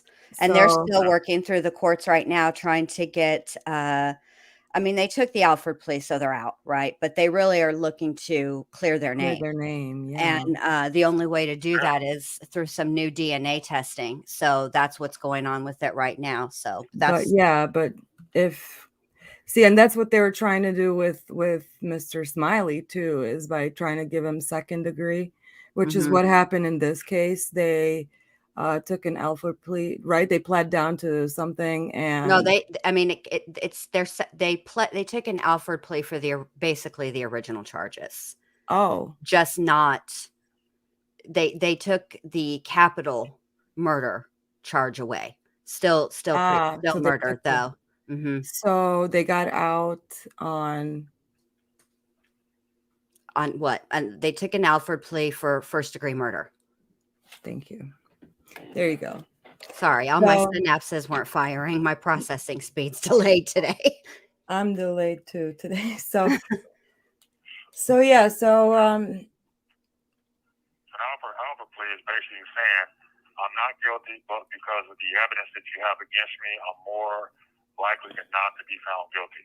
That's pretty much it. That's what Alford plea means. Yeah, right, that's exactly what it means. right. It's the maintaining your innocence while acknowledging that the court does have evidence against you that could likely result in a conviction. Which, if you've been in prison for 25 years, you're aware that that is true. Right, right. Yeah. That's the 18. Was it 18? I feel like no. Yeah, it was 18 years. 18 years. years, yeah. Mhm. Sorry, Genevieve is correct. Well, Mr. Smiley's going on what, 28 years? Damn. 28 years. It'll be 28 years this Friday. Wow. Damn. This Saturday, should I say, next Saturday. That's right. June. And then what the weird thing about it is that the detective, Tom Pike, who confronted me as they were hauling me off of jail, I asked him, I said, man, what am I going to jail, man? I said, I didn't do it. He said, we know you didn't do it. We know you didn't do it. We just want you to go to jail for a few days and then we'll let you out. I said, send me to jail for what, man? I didn't do it. He said, don't worry, we'll let you out. Don't worry about it. And he gave the command for the uniform officer who had me handcuffed to take me out. And I ain't seen the street since. Well, yeah, I mean, the lead detective in your case was Don Cameron. Yeah. And So, with him, we are very familiar. Yeah, they know about everything. I'm sure, they knew. They knew. They knew I was innocent. But because of what I told you about Regina McAllister trying to set me up, that basically confirmed what the investigator Joe Zimmerman said. Because we didn't get you on what we wanted. He said because they didn't get you on what they wanted to get you on, they're going to get you on this. And so when I asked him, I'm fresh. I'm not knowing what is being plotted on me behind the scenes. And so I asked him, well, I'm shocked, like surprised, like get me on what they wanted to get me on. What do you mean by that? What was they trying to get me on? He didn't say anything. He just looked at me. So he, from what I remember, he told me he had friends in the police department. So they probably shared with him what was supposed to happen.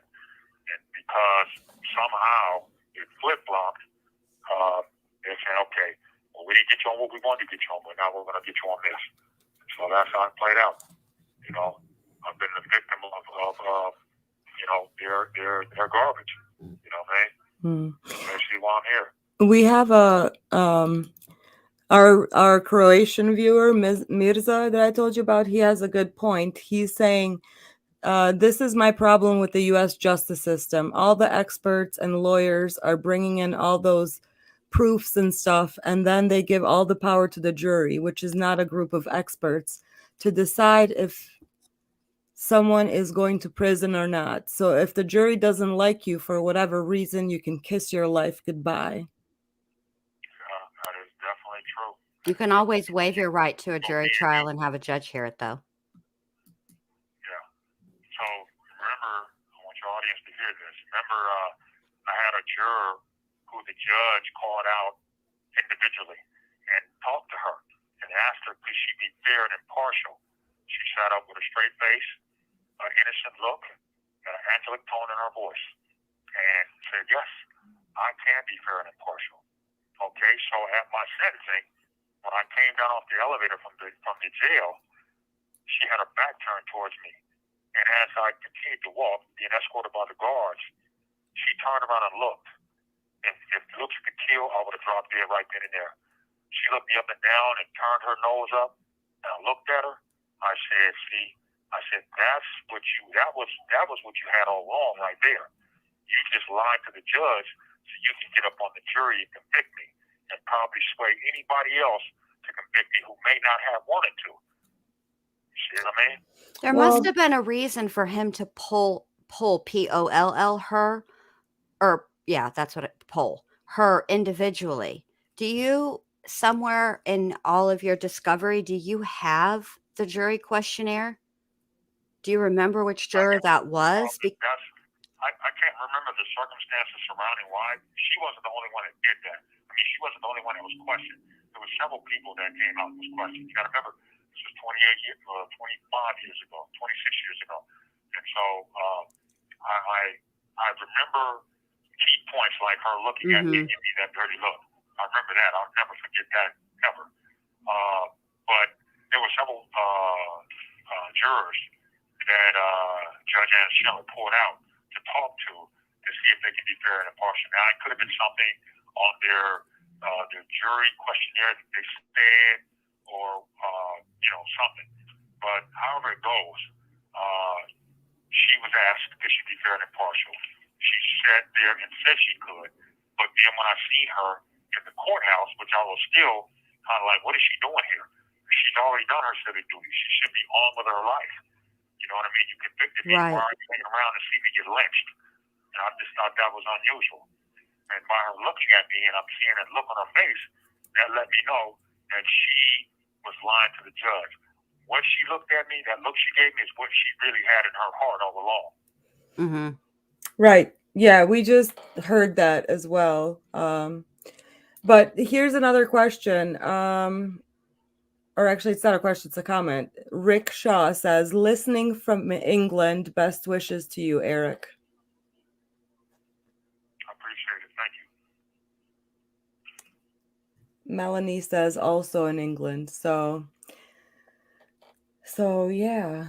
All right. Well, we're approaching like hour 4. So I think we should wrap it up for today and finish up the rest of the call that we still have. And then Eric, next weekend. If you're up for it, give me a call, or tomorrow. Actually, tomorrow's Sunday. You can give me a call, and then we'll figure out another day to hang out. What do you say? Absolutely. Absolutely. Perfect. All right. Well, thank you for calling, Jen. Thank you for asking You're your welcome. questions. Do you want to say your goodbyes to I Mr. do. Smiley? Thank you, Mr. Smiley, for being up here and calling in and answering questions and stuff. Your story is fascinating, and now you have piqued my interest, and so now I'll be going through it. So be ready to be asked like 11 billion more questions. Oh, don't worry about it. Hey, listen, I'm gonna tell you something. Everything that I'm saying can be verified. You best believe it. All right. I'm saying that I'm guessing or that somebody told me.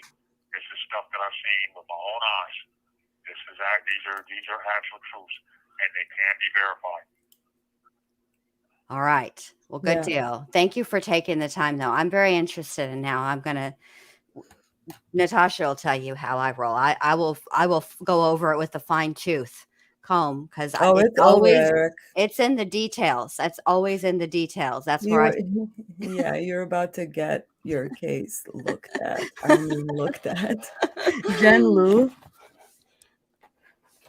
that's, So thank you so much. yeah.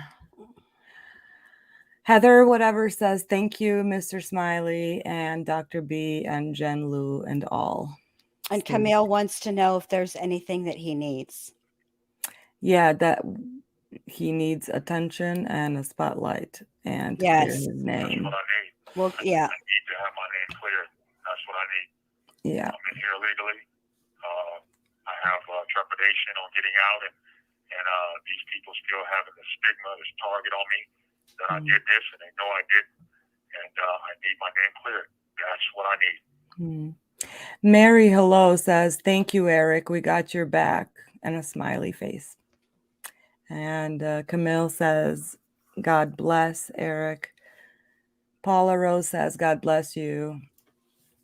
Yeah, so people are. A lot of positive feedback, which is Yeah. good. Yeah, you guys got to make me tear up. Oh, yeah, you better. So, yeah. Christine Elizabeth is saying, what does it have to do with Kurt Cobain? You're going to have to go back and listen, Christine, because there's 3 hours before this point, and you can't just jump and throw around these questions. Mirza says, all the best, Eric. Camille says, sending virtual hugs. And Genevieve says that you're in her thoughts. Jenna says, take care, Eric. And yeah, so lots of support out here for you. So yeah, thank you for your guys' participation and chat. Thank you for being kind. Jen Lou, you're amazing. You're amazing. Thank you for having me. Yeah, so I'm gonna go ahead and add the rest of this phone call and finish playing that, and I'll see you guys later. All right. Bye, you guys. Bye. Bye.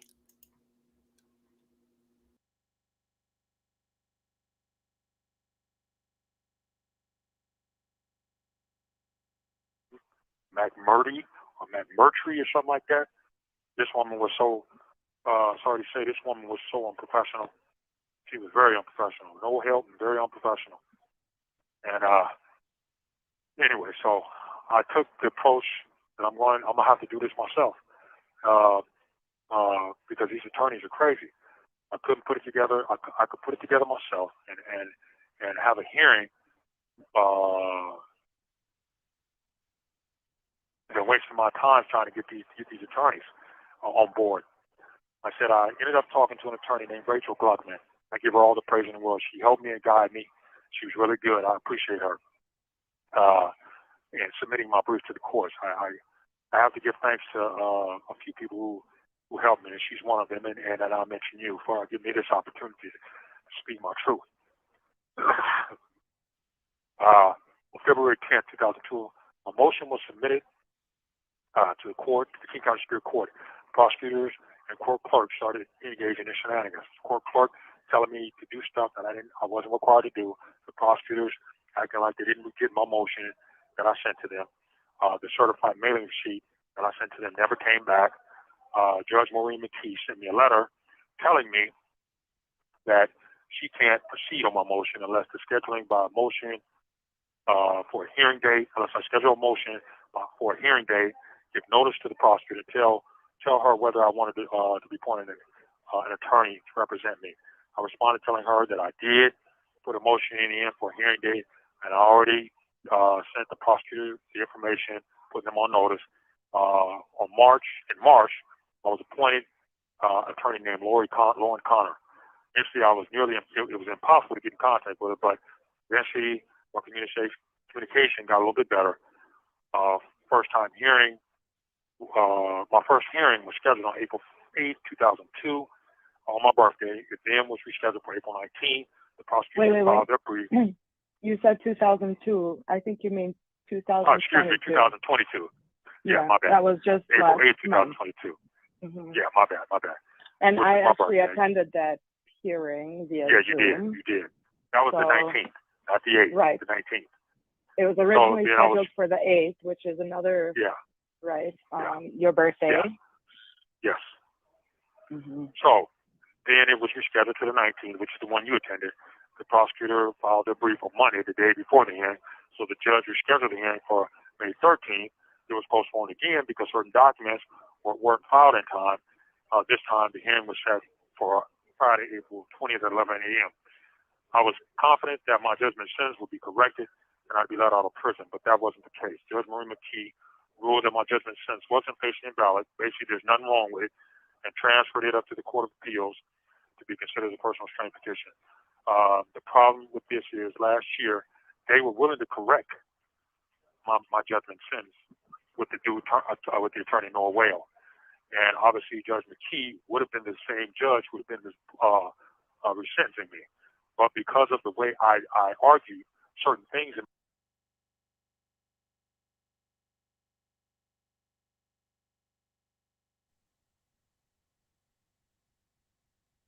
He literally just explained this, so I'm just gonna go ahead and end it now, and I will be uploading a condensed version so that it can be shared. You can also clip versions, or I think YouTube has that option where you can clip sections of it because there's different components to his story. And we're going to start making some plans about some more interviews and going through this discovery with Jen Liu. Oh my gosh, how exciting. So anyways, this has been a long, long day. Thank you everyone for being here and for listening to not just me ramble, but also to hearing out Eric and his side of the story. So I will see you soon. Have a good night.